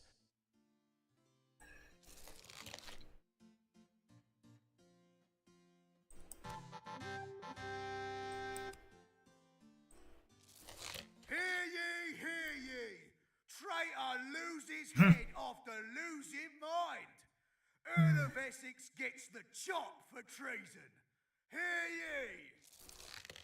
If you try to argue with her, you will have no luck. She'll twist and turn your logic till your reason comes unstuck. Chastise Mary who you like, she will not give up. Will not give up. One of my patients is dying. Well met, Mistress Payne. How fare you this day? Most well indeed, sir, for I am just come from taking my niece on an outing to Tower Hill. 'Twas to see the execution of the traitor Robert Devereux. Ah, yes, Lord Devereux. What a tragic end to a promising career. And such a lovely beheading they gave us. My niece and I very much enjoy the hangings at Tyburn, but a beheading is so much more elegant, is it not? Verily, 'tis a better class of execution, I find, and the royal executioner did go down on Devereux with such skill. A single stroke was all it took to give us the traitor's head. Aye, 'tis true the royal executioner gives excellent... But I have no time to tarry here and gossip with you, Dr. Foreman. I am come on a matter of great concern, and you are just the man to help, methinks. For your prediction that Elizabeth's reign would endure was true. Whilst the Queen does have the appearance of being naught but a painted corpse propped up on a throne using artfully placed cushions, she is, in law at least, still alive. Praised be! Ah, indeed. Praised be. And what is this new matter that concerns you? 'Tis that England is filling up with foreigners. Indeed, 'tis been going on for so many years now that in London 'tis rare to hear anyone discoursing in the English tongue any more. The city is crawling with continentals. Ah, then I take it you do not enjoy your visit to the City of London. Oh, nay, I have never been to London. For as I did just say, 'tis crawling with continentals, and Lambeth will soon suffer the same fate if we do not act. Why, only the other day, I spied a continental on the high street. A monstrous ogre of a man he was. And as for his face, his eyelashes were so fair, he had the appearance of having none at all. Ah, yes, the Netherlanders.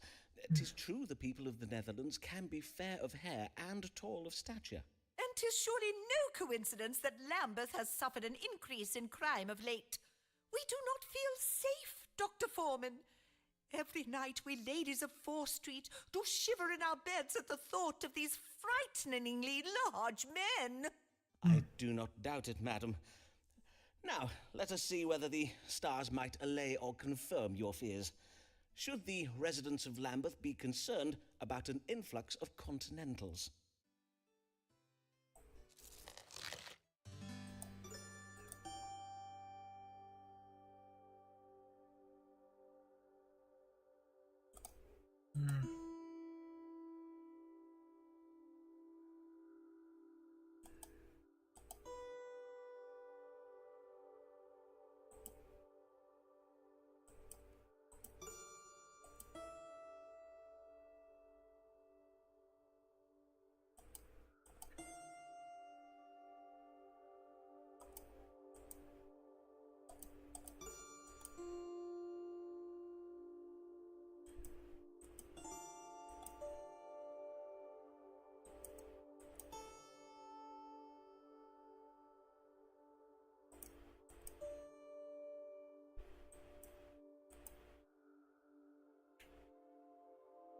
Yeah, let's go with C.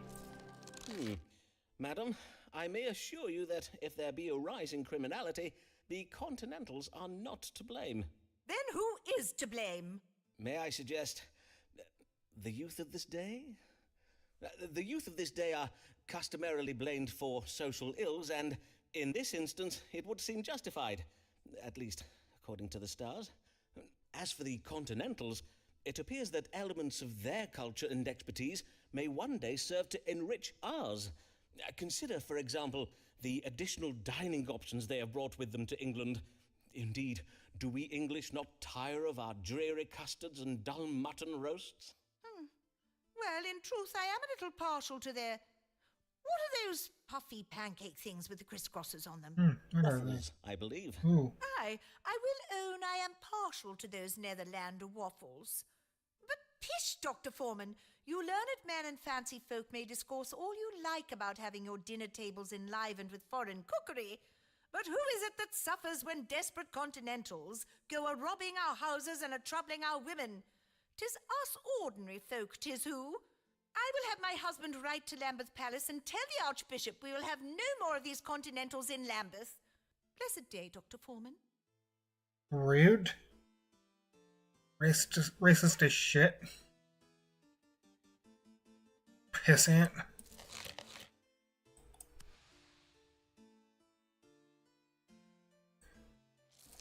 Hear ye, hear ye.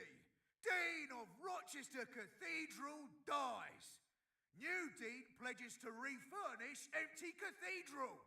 Hear ye. Yep. Humphrey Bell, at his is our reward, for it is not enough. Hello, person. Okay, Kidaska, how are you today?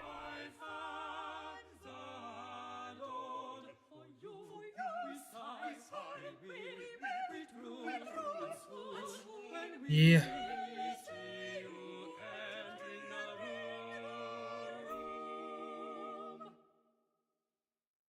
These greatest plus consultatio. Good day, Mr. Bell, and well met.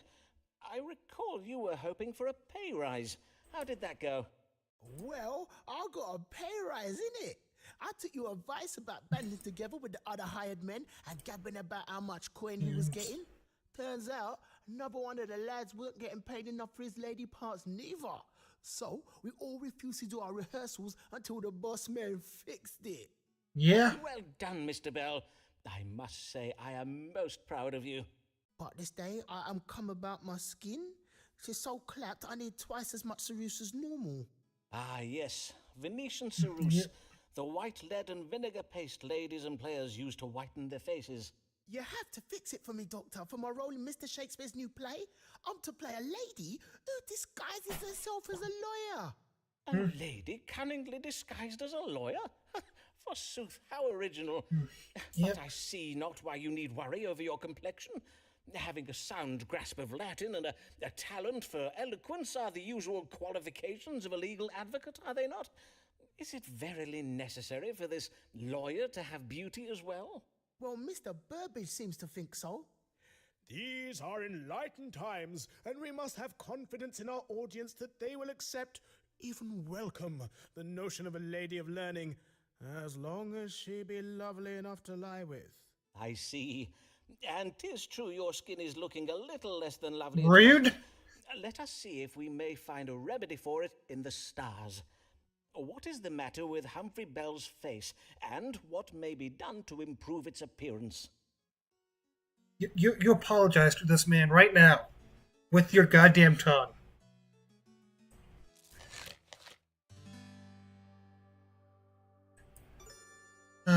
Melancholy,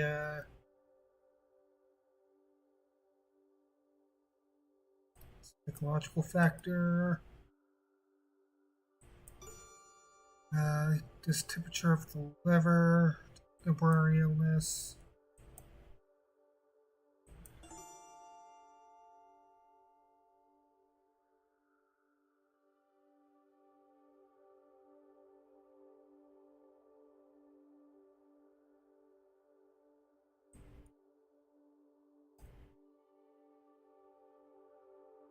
No.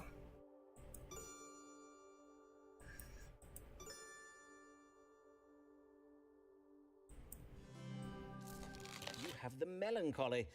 'Twould explain the greyness of your skin. But what about all these scabs, though? You are imagining them, Mr. Bell.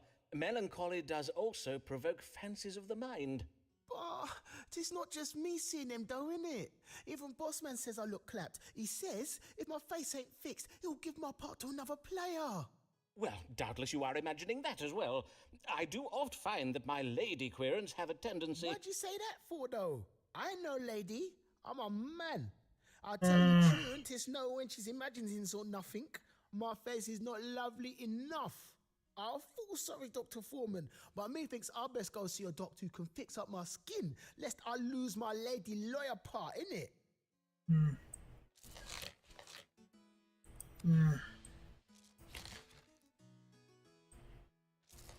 Mr. Foreman, doubtless I need not explain why you have been brought before the College of Physicians this day.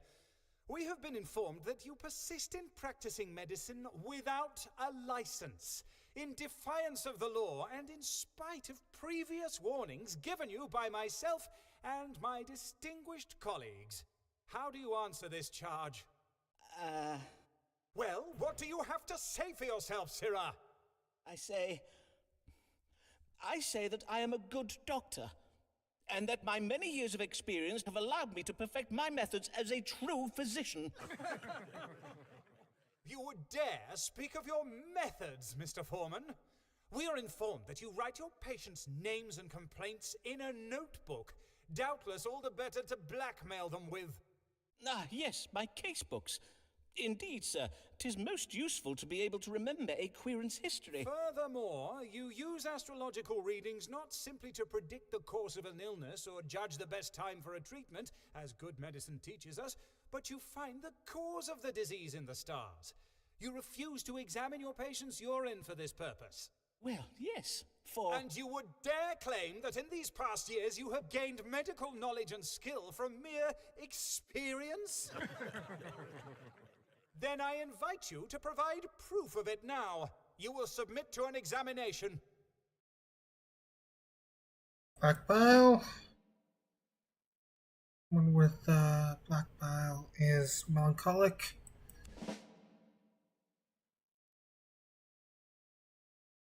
That is Mercury. Aries. Silence!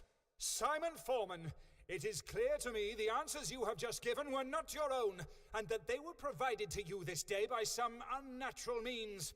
Such foul trickery and dark magic will not be tolerated within these walls.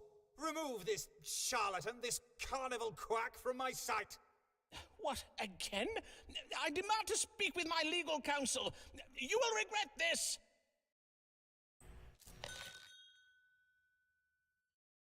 Dr. Foreman, Dr. Dyer. Yep, I should be getting one pretty soon.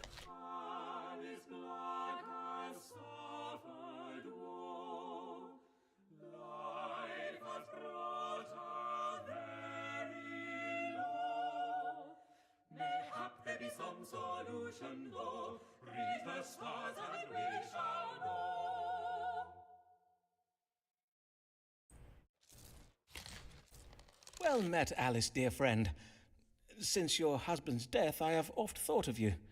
Fare you well? Oh, Foreman, I am sorry for not coming to see you sooner, for I was grateful for your warning about Blag's illness. It gave me the sense to bide with him in his final hours. It was only then that I did realize how much I did love the old fool, despite his mump-headed nature and his leaving me and the children with not a penny between us. But the day after he passed, I came upon a note he had writ for me. I warrant that was your idea, was it, Foreman? It may have been. Then I thank ye for it, Simon. For 'twas a comfort to be left something to remember him by, even if it be the only thing he did leave me. But things are better since I did become Mistress Macy. Then you have remarried? Aye. 'Twas the only means of putting a roof over our heads and meat in our bellies. And Mr. Macy is a kind man. Oh, but Foreman, we may not have our roof much longer. Macy has threatened to leave me. The brute! Well, to be fair, I suppose I did fail to apprise him of the full extent of Blag's debts, which are, as you know, not inconsiderable. But what am I to do about it now? Ah, yes, of course. By marrying you, he is now responsible for the debts of your late husband, according to the law. In sooth, 'tis a high price to pay for a wife.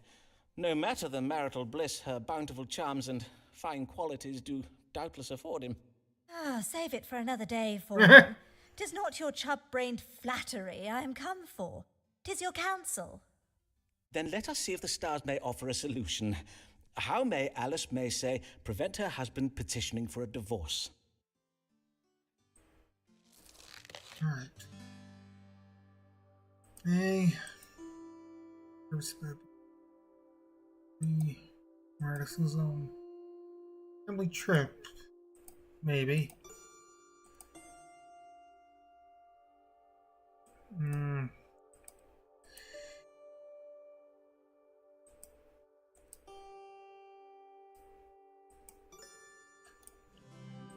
Try it. Alas, you have little hope of calming your new husband's feelings about your late husband's debts. But the stars suggest that your family might go abroad, and thus put yourself out of the reach of Blag's creditors. You must do this without delay. Go abroad? You mean where foreigners live? Aye. My chart also suggests that you find some creative solution to ensure your husband's cooperation in such a project. Has he ever expressed an interest in the New World colonies? Or perchance you might suggest an extended tour of Roman antiquities? Maybe. Nay, but I will put my mind to it. But if we do go abroad, this is doubtless the last time I shall ever see you, Foreman.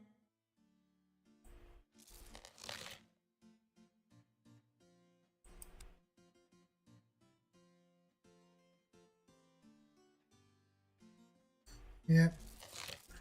Hear ye! Nation mourns death of beloved Queen. King James of Scotland tipped to succeed to the English throne. Hear ye! Yep.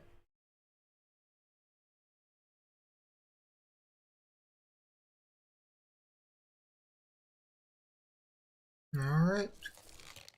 Humphrey Bell, you must not take so ill, for though your beauty does fade, we do adore you still. Our eyes so wide, our thoughts so unrefined, at the sight of your shapely behind. You're all rude as shit. Good day, Mr. Bell. Oh, I must congratulate you on your performance of the comely lady lawyer in The Merchant of Venice, and methinks your skin is much improved. 'Tis verily glowing. Innit? My skin ain't recovered though. Tis only glowing on account of this powder made from ground up pearls I started using. I see. Forsooth, 'tis well to hear the troubles with your skin are resolved. Now, what is it you come for this day? Mr. Shakespeare has written a new play, and I need to look younger if I'm to get a good part in it. Tis about an ancient Roman general called Titus Andronicus. I wish to play the role of his comely mother, the Lady Tamara. You need to look younger in order to play a man's mother, you say. But according to my casebook, why, sir, you are not yet 25 years of age. Aye, sir, indeed.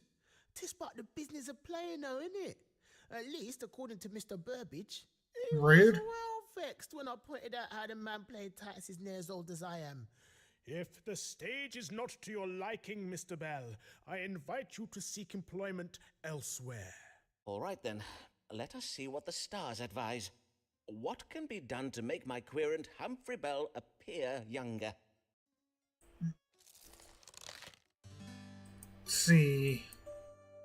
Transformation. James Legacy. Can you stop calling him ugly, please?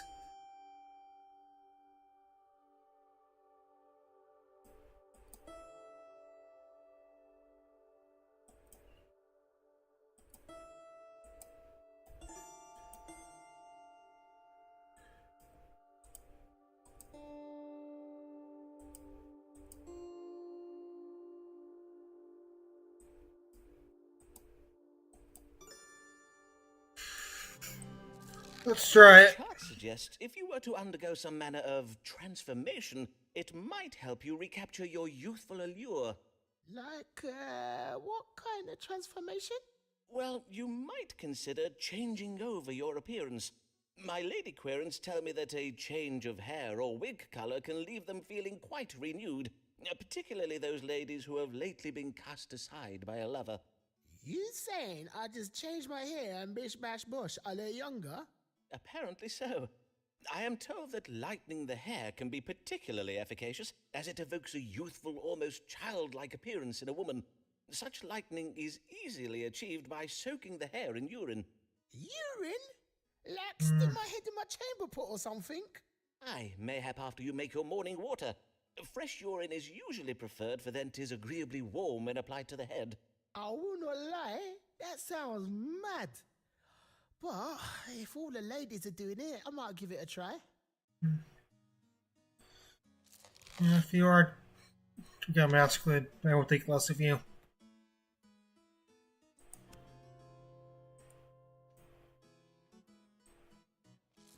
Diddy's playing Dead by Daylight.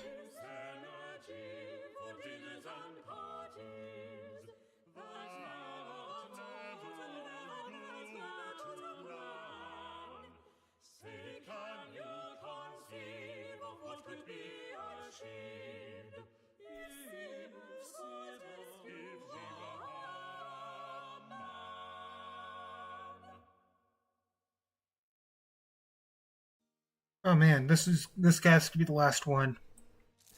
Good morrow, Mistress Fortescue.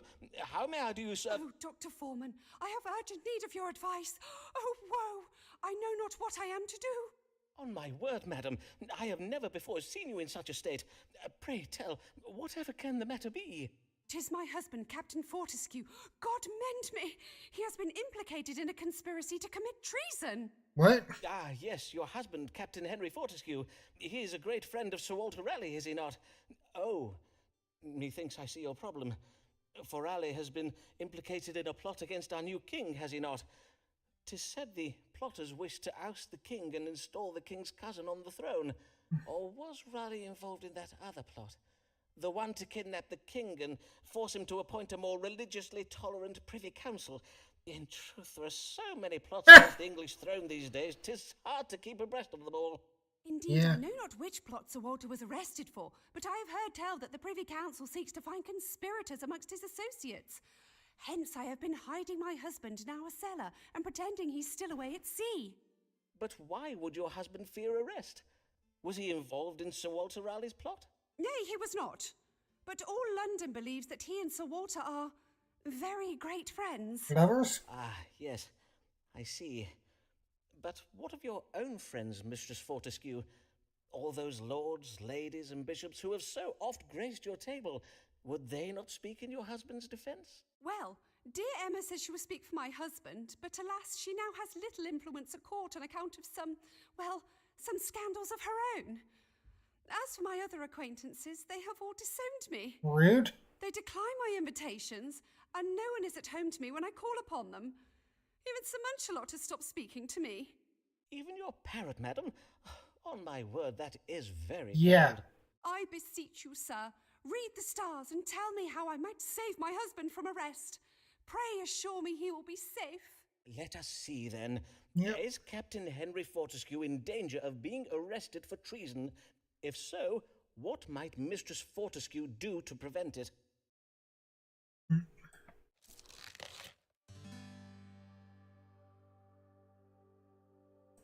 Let's see. Let's see.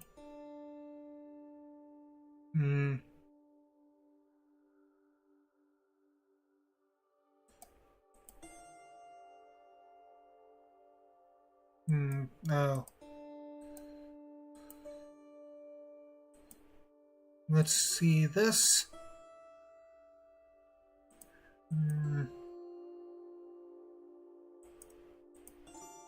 Let's see.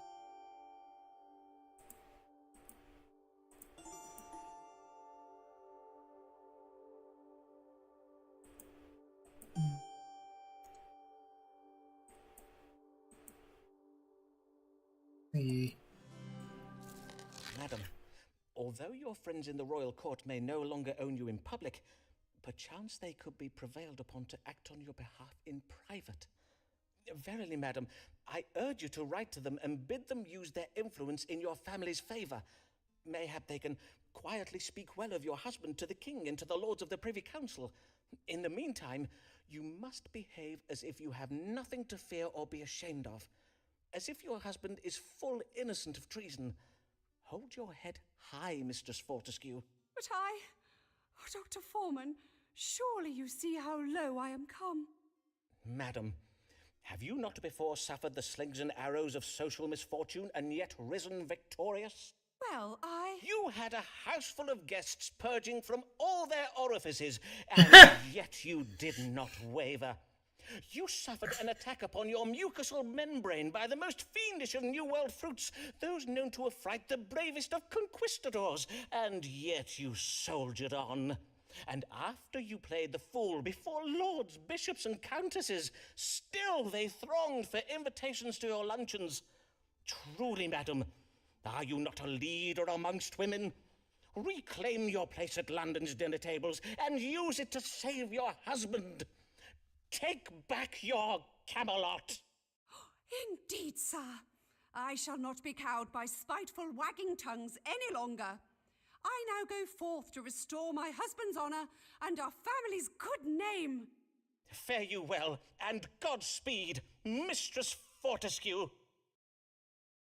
All right. Yep. Hello, person. Okay, Hideska, how are you today? If you are not one of the ones who was here earlier.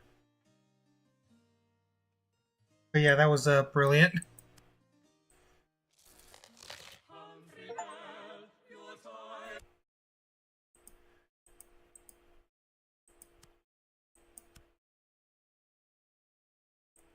Yeah.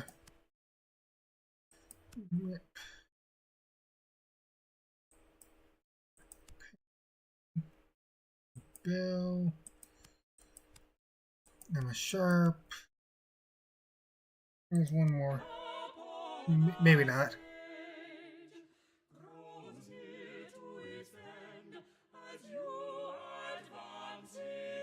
Stop calling him old.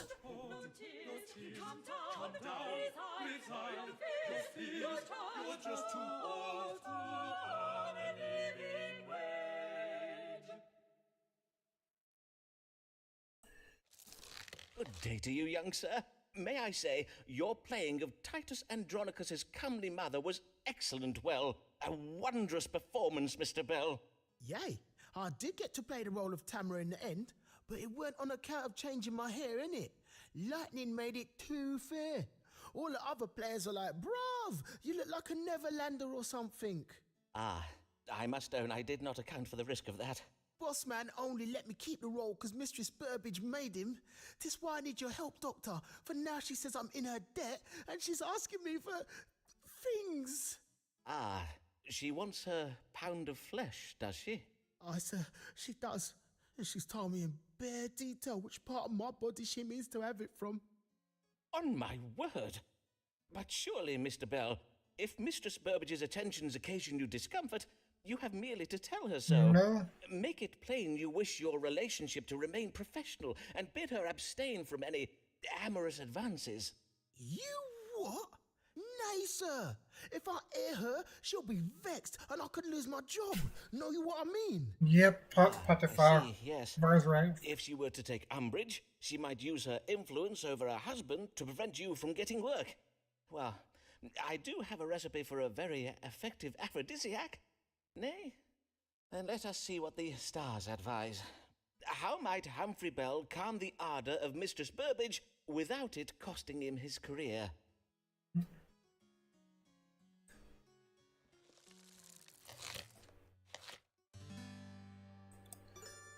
Cleric, first be the one in charge.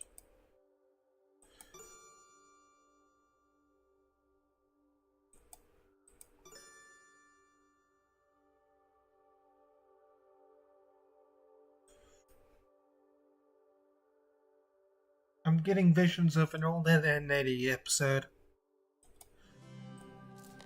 The stars indicate that Mistress Burbage harbours an excess of choler in her heart. It has given her a somewhat dominating disposition, and such women oft show a preference for men they perceive to be submissive. What are you saying, Doc? Perchance if you were to adopt a more assertive, commanding demeanour, Mistress Burbage's lustful ardour may be tempered. What you mean, like, be all hench and that? Yeah, I'm into I that. won't lie, it's not me though, innit? You heed me. But you are a skilled player, are you not? Think upon it as a role I have given you, as if all the world's a stage, and you are merely playing. At being, hench, as you so call it. You can do it, Mr. Bell. Aye. Yea, methinks I can. I thank you kindly, Dr. Foreman. Would his best consult Tatio? No, fine.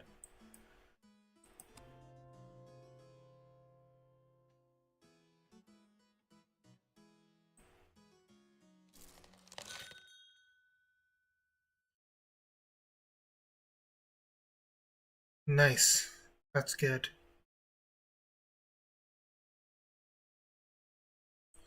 It's good. Lancelot Moore is doubtless a fool, yet men of his class are destined to rule. They tell us 'tis but the order of things, as is the divine right of kings.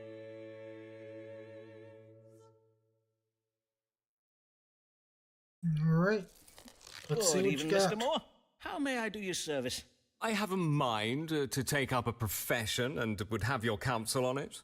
For I must say, your advice thus far has been most excellent.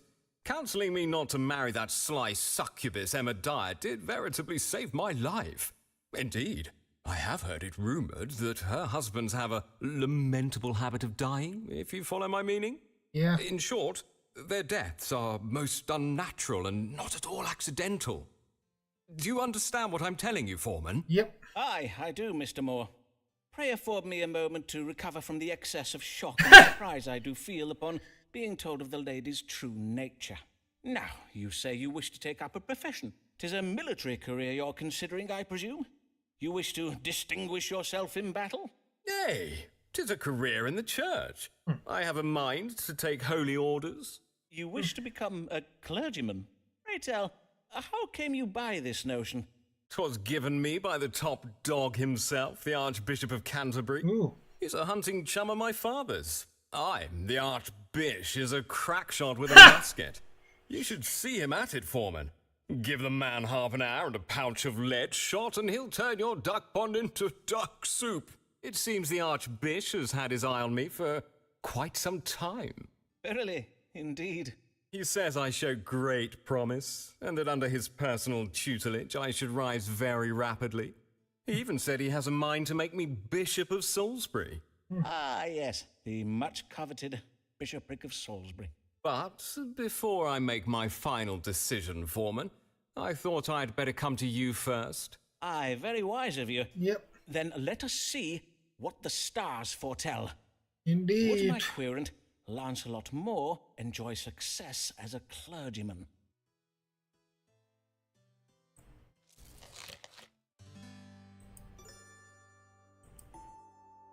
The motives are at work. Promises will be broken.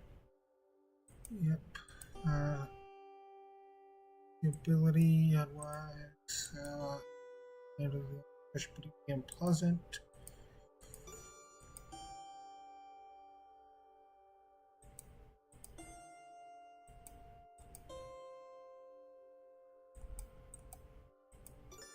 Yeah, he's not priest material. May I discourse frankly, sir, as someone who has guided you these many years past? Yea, I suppose so. Have you considered that your particular tastes and proclivities might be ill-suited to a life of service in the church? My tastes and proclivities? Ha! If you only knew of the tastes and proclivities indulged at the Archbishop's Palace in Lambeth, I would tell you what they are, Foreman. But what occurs at Lambeth Palace bides. At Lambeth Palace. Yes. I'm well aware. But as for his offering you the bishopric of Salisbury, well, the stars do indicate that His Grace has promised the bishopric of Salisbury to every dean from here to the Isle of Man. Yeah. He is unlikely to ever grant it to you. Verily? He has? Yeah. How very wrong of the Archbishop to make promises he does not keep. Yep. You were very right to warn me of this, for I do not think I could bide the company of such a man for long. I thank you, Foreman. You have served me well this day. You're welcome. You're welcome. Yep. Here comes crafty Emma. What does she ask for? Emma Sharp. Many times a week.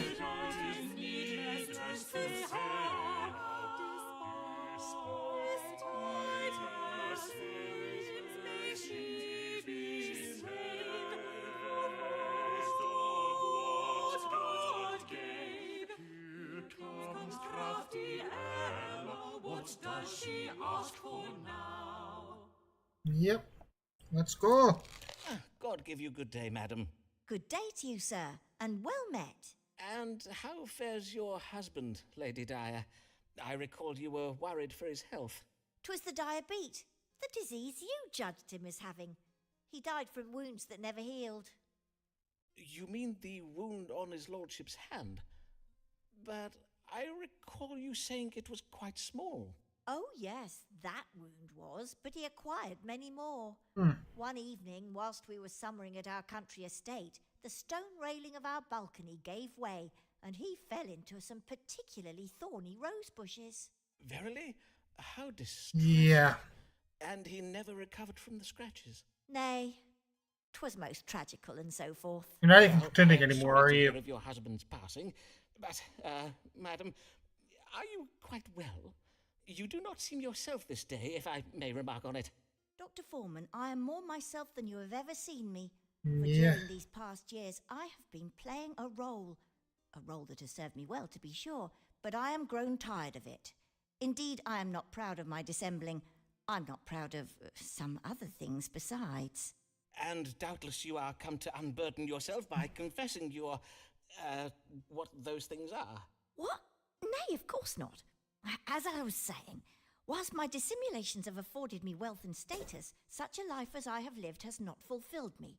For though I have been married many times and known many men, I have always lacked one important thing. A moral compass? That thing is love.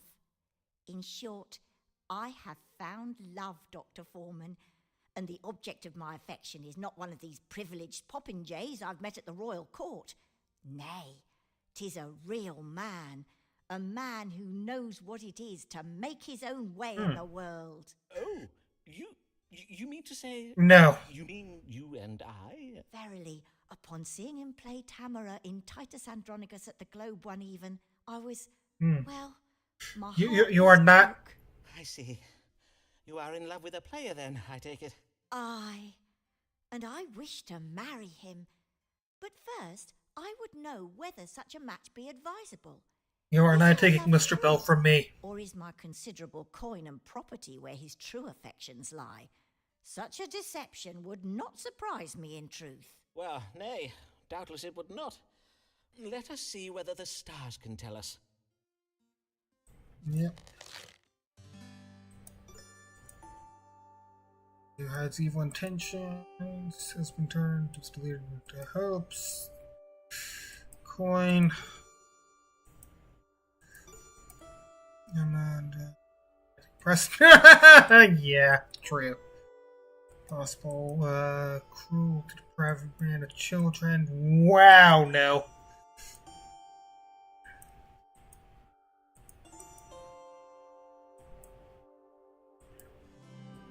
Let's see. The stars bless the match between you and the young man.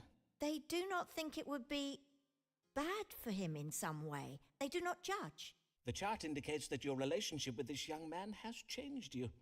It would be a faithful, lasting marriage. Verily? I must own I dared not expect such a happy ending to my story. I thank ye heartily, Dr. Foreman.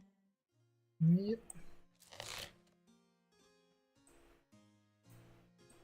Close. Got a recommendation? Do not kill him. Do not kill that poor man.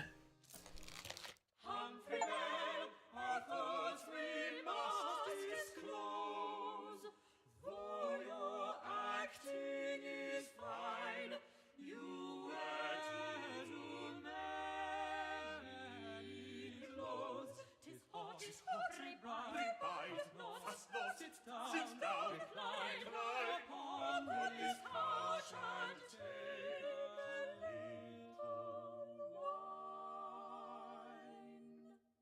Yep. Alright. Good day, Mr. Bell. I see here in my notes the last time you came to us for counsel regarding Mistress Burbage and her tender advances. Aye, and your advice to be dominating her were very well. This made Mr. Burbage start seeing me in a whole new light, innit?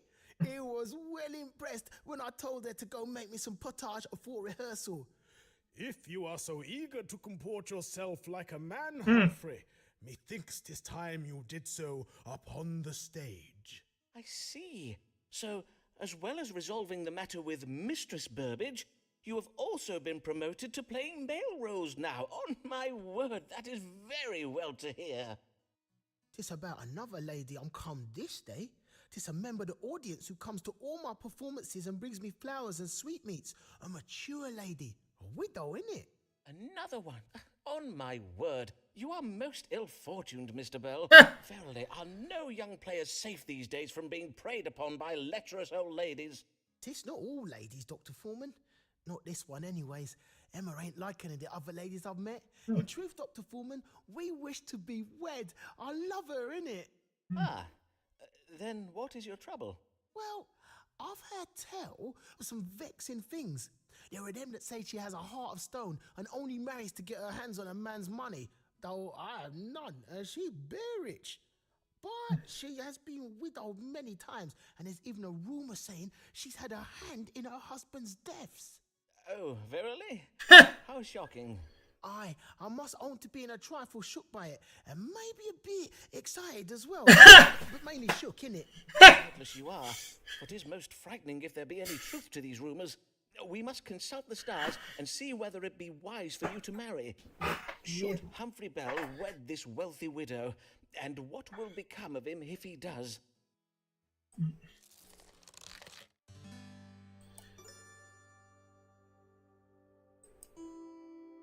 Psychotic instincts regarding changed. With the lady are cruel. Or trio. Yeah. Let's see.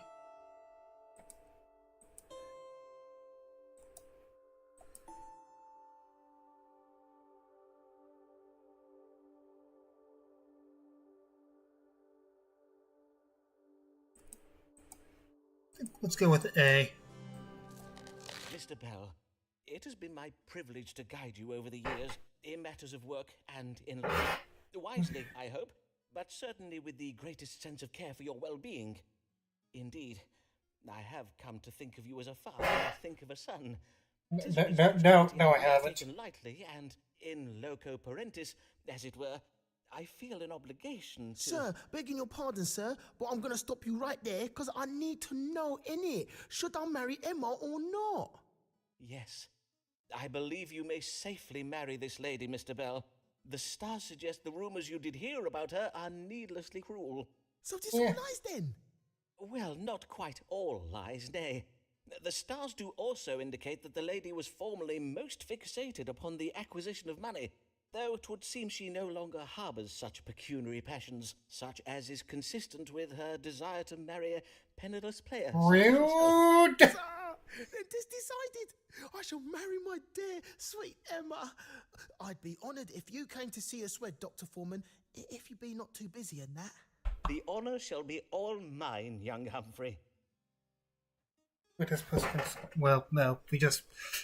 He just, You just father-zoned yourself.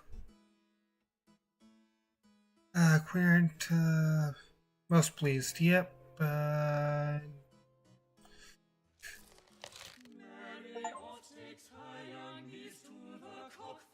You really do. Not received, yeah. Very pains the last one. Yeah.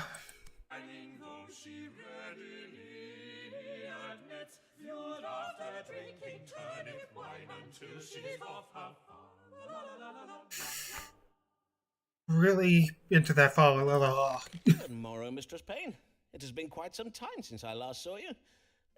Did you ever hear from the Archbishop? I recall your husband was intending to write to him, expressing your concerns about the Continentals. Aye, we did write, but he never replied. Not that I am surprised, mind you, as they do say that Archbishop Whitgift is a very idle man, not to speak of the unsavoury goings-on within the walls of Lambeth Palace. They say that in the great dining hall the Archbishop and his guests do feast and carouse from dusk till dawn, and 'tis said that in some of the palace rooms they indulge in fornication and sodomitical sins. Verily, indeed.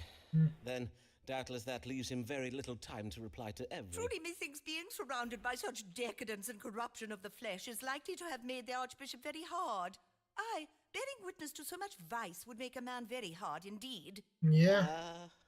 Hard, Dr. Foreman? Insensible to the needs and difficulties of ordinary folk such as you and I. Verily, I do not wonder that such a hard man gave me no satisfaction. Which is why I am come to you this day, Dr. Foreman. Something did trouble me last night, and I would have you tell me what it might have been. I will if I can, madam. Prithee, describe it to me. Well, at first was the noise of a boat that did awaken me. I got up out of bed and went to the window to see what was. As you know, on 4th Street we are right by the banks of the Thames. In the moonlight, I could just make out a ferry crossing the river, loaded up with large barrels. And you thought it suspicious?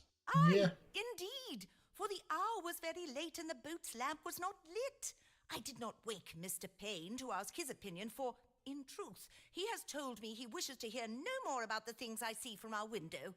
So, I am come to you, for I can have no rest until I know who those men were and what they were doing. Who knows what foul deeds may be afoot in Lambeth Town?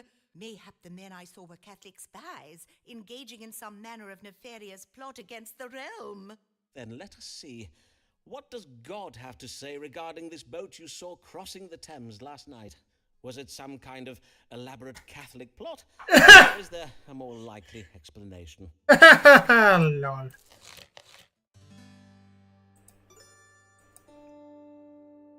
Yes. Let's see.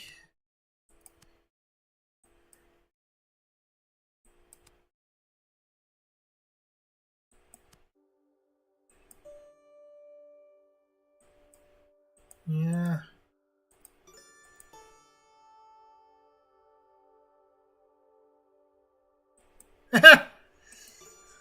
Fate of all tours. Let's go. Russian province.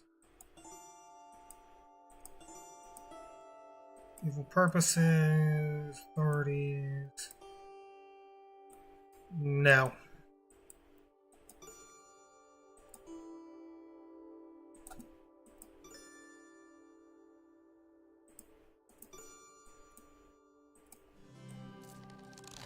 Be not afeard, Mistress Payne, for there is a perfectly innocent explanation for what you saw. The men in the boat were naught but thieves and smugglers. Doubtless they were transporting contraband French wine or heady spirits. Verily, Dr. Foreman? Verily. That is what the stars say. Then doubtless 'tis true, though I know not why English folk go to such trouble to drink that continental wine made with those decadent foreign fruits. Mr. Payne and I drink naught but good British wine made from wholesome English turnips. Yep. Alright. Alright. Hear ye, hear ye! Catholic terror plot to blow up Parliament foiled! Gunpowder barrels discovered in cellar! Hear ye! Oh fuck, that was a gunpowder plot. Fuck, I was wrong.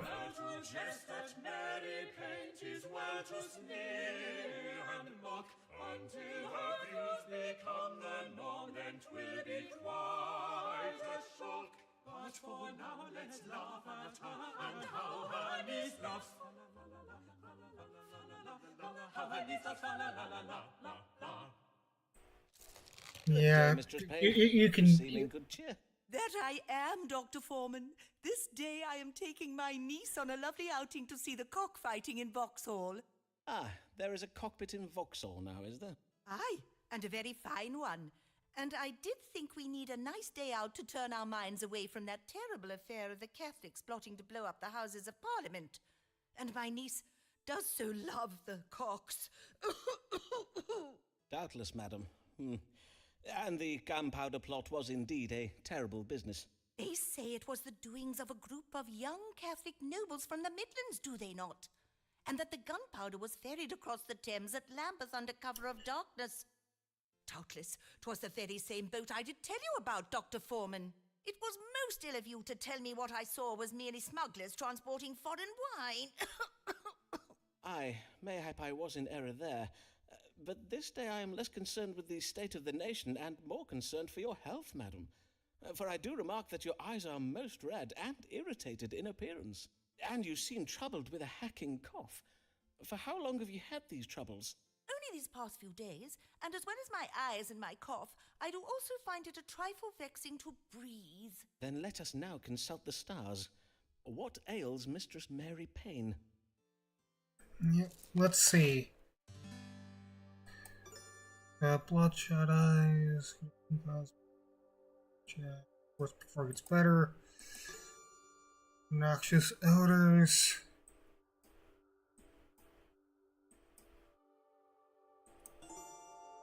Green sickness.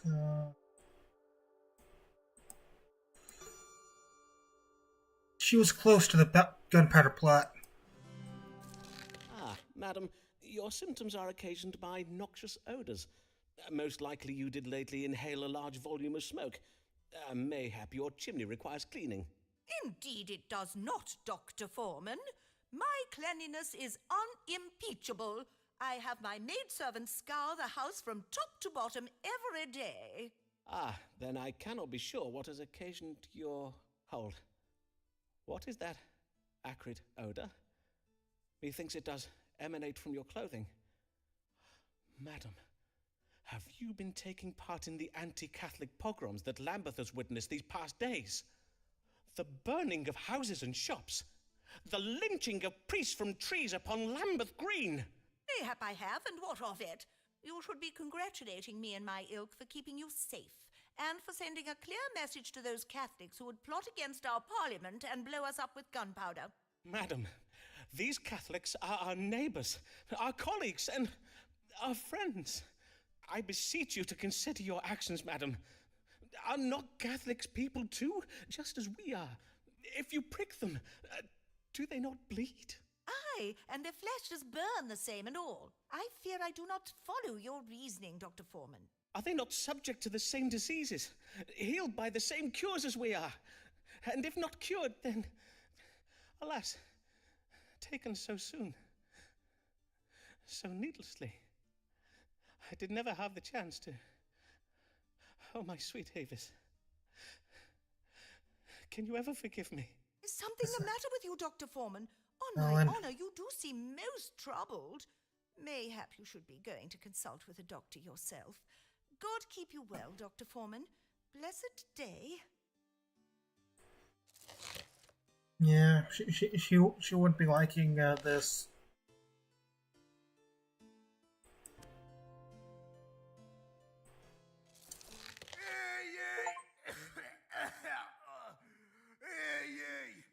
London struck by plague. Playhouses closed by order of the king.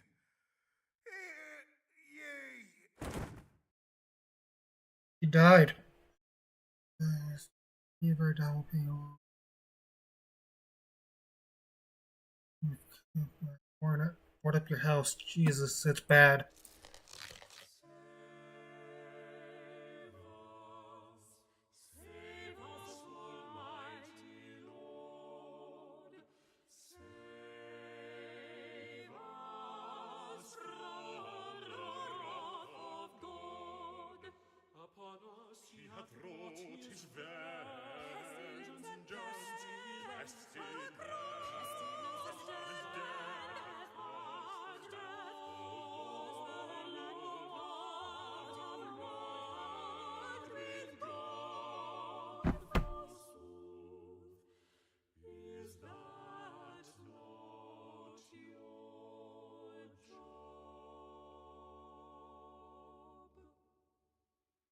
Yep, let's go. God give you good day, your grace. How fare you this... Know you whether the plague will reach as far as Lambeth? Have you seen it in the stars? Ah, the plague that has begun to spread throughout London. Rest assured, Your Grace, if the plague does indeed reach Lambeth, the people of Lambeth will have me, Dr. Simon Foreman, at their service. My renowned strong water cure will doubtless be required. I bid you, read the stars for me now. Will or will it not reach Lambeth? Of course, as it pleases Your Grace. Let us see what the stars have to say. Will the London plague reach beyond the city walls to Lambeth? Will this new London plague reach as far as Lambeth? A. There's a plague reaching Lambeth and not credible. Latin plague is God's punishment for our sins. Bishop has nothing to fear from the plague. Exercise patience and the threat will pass. Archbishop's duty to stay in Lambeth and help fight the plague. Bishop must work on a voyage. Unpredictably during a brave house. Yeah, they're burning people. Yeah, that is true.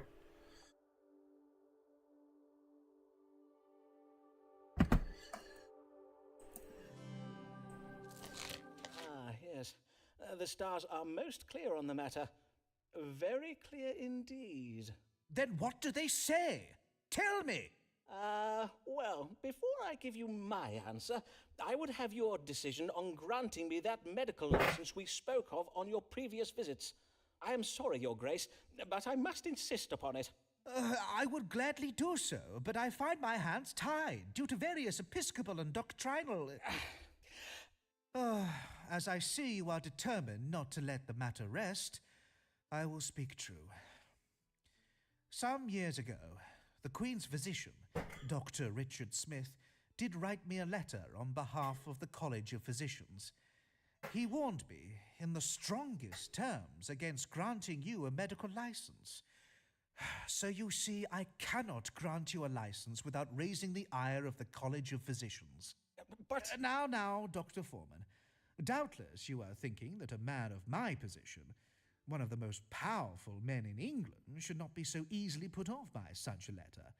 However, and methinks you know this from your own experience, the college is a terrifying organization that will stop at nothing to get their way.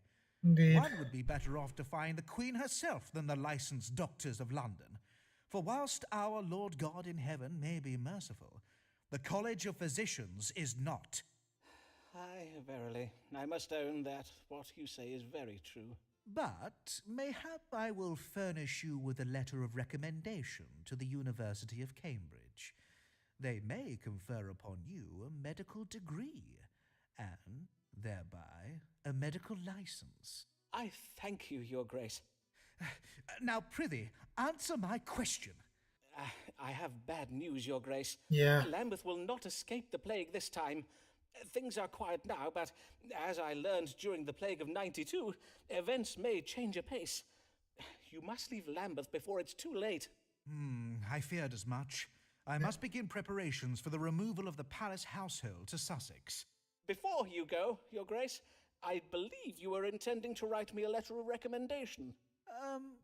Well, indeed, I will reflect on the quality of advice you have given me over the years, and if I judge that you have acted with some skill, then I will have my chaplain draft you a letter of recommendation and have it sent to you. Good day, Dr. Foreman. Good day.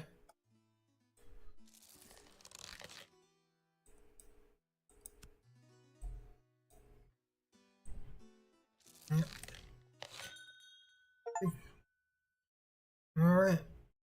Thank you for from these letters. Please find and close your license to practice medicine! Yes! We got our license, motherfucker. Foreman gained a license to everyone's surprise. A true and proper doctor at last legitimized. But now he's risen not so far from whence he began. We'll be common folks still see Foreman as our man. You cannot board up my house! 'Tis not a plague house! You You are mistaken. I do not have the plague. Let me out of here. Know you not who I am, you fools? I am Simon Foreman, Doctor of Astrology and Physic. Fie upon those ungrateful wretches. Have I not always been there for them when they needed me? Am I not the doctor who risked his life to cure them during the plague of '92, when all the other doctors and their high-born friends fled London and left them to die? Indeed, mayhap next time I will think again before risking my life in the service of the townsfolk, if this is the way I'm to be repaid. And forsooth, if my deeds are so easily forgotten by the living, what chance is there for my work to be remembered by generations to come? What will the world know of me once I'm gone? Alright, so I'm seeing someone coming in and out.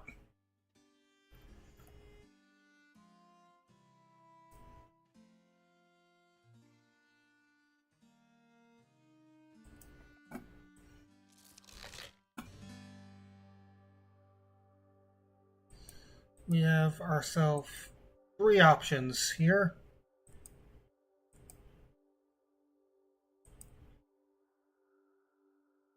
Our options are A.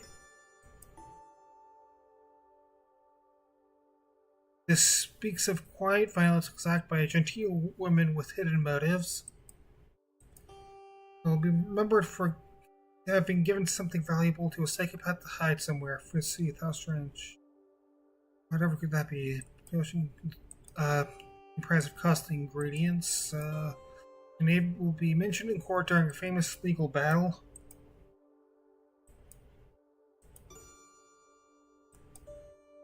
It'll be a long time before my ingenious contributions will be properly recognized by historians.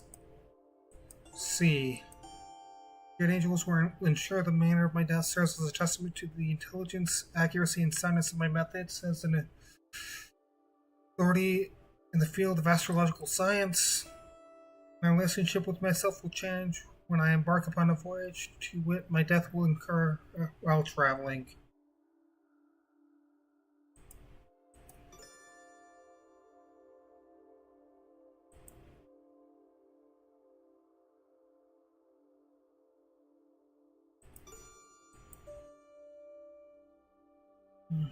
I guess you're gone for good. Oh, there you are.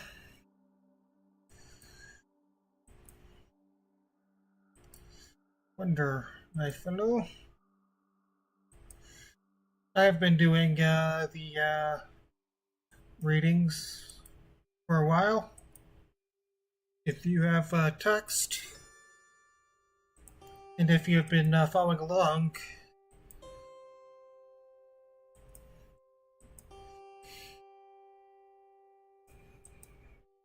do you think that he should be remembered as a criminal? Do you think he should be remembered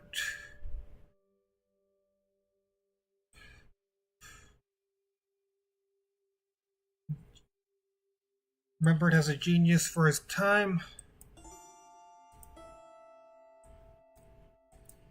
What do you think?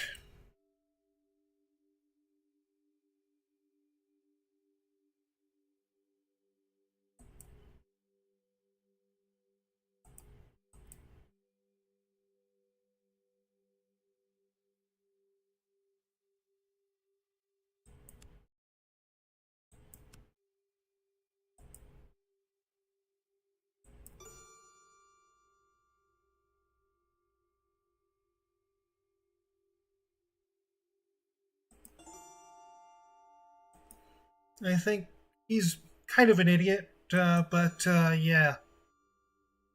Honestly, at least from what I understood during my playthrough of this, plus or minus my own bad decisions, while I did rely on the stars too heavily, he did try to follow a more scientific approach than his peers. I see. Many years will pass before my work is to be given the recognition it deserves. Men living centuries from now. mayhap even ladies, will study my treatises and casebooks with great care and write histories about my work. But hold, does not Mr. Shakespeare tell the lives of great men upon the stage? Perchance playwrights will use the wondrous stage machinery of the future to illuminate my work. Mayhap the story of my life will be told by players, for my work is of great historical importance. And now that I have a medical license, not even the College of Physicians has the power to discredit me. But if I am to go forth into the world to make any further contributions to the advancement of medical science, I must find a way to pry these wretched boards off my front door. William! William! Fetch me a crowbar!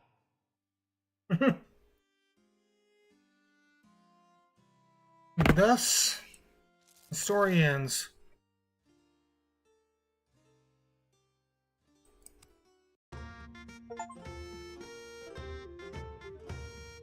Long ago in England in 1592, there begins our tale, and all of it is true. Through all of London, bubonic plague did spread, covering folk in weeping sores and leaving thousands dead. From towns and cities, doctors they did flee, leaving their patients to die in misery. But one brave doctor stayed when all the cowards fled, right out within because he was too sick to leave his bed. Foreman made a plague cure and used it on himself, then left his house to risk all London's true health. Huzzah! Huzzah! Huzzah! Huzzah! Huzzah! Huzzah! Huzzah! Huzzah! Simon Foreman, he cured us of the plague, 'tis true. Some details are a little vague, but we know he used astrology and doses of strong water. So what if he be not a proper licensed doctor? But then the doctors started to come back and saw themselves replaced by a man they call a quack. They said This man has no medical degree. He treats his patients with bad astrology. So woman bow! to get his license and make the doubters see that he was now the best doctor in the city. I will pay no heed, he said. To those who scoff and laugh, For my satisfied patients will speak on my behalf. Simon Foreman, he cured us of the plague, 'tis true. some details are a little vague, but we know he used astrology and doses of strong water. So what if he be not a proper licensed doctor? Though he is not quite a proper doctor yet, one day a license he will surely get. But if he rises up too high from whence he began, will be common folk still see Foreman as a man. Simon Foreman, he cured us of the plague, 'tis true. some details are a little vague, but we know he used astrology and doses of strong water. So what if he be not a proper licensed doctor?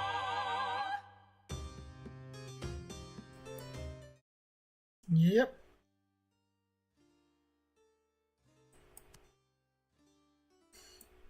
Yep. This game. It was funny and at times surprisingly heartbreaking. Let's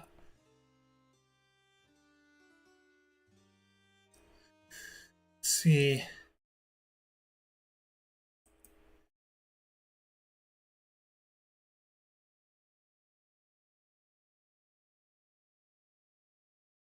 Steam, we're out now.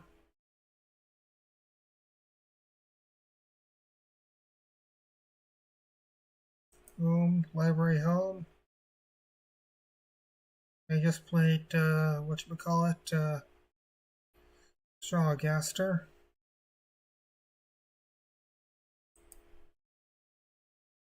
I'm gonna see the achievements I got. As far. View the. Oh, I got all the achievements, it appears. Okay.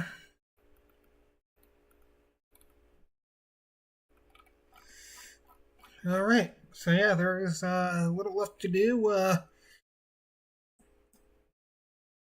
Yeah. Thank you so much for watching. I hope you enjoyed. I got to Johnny.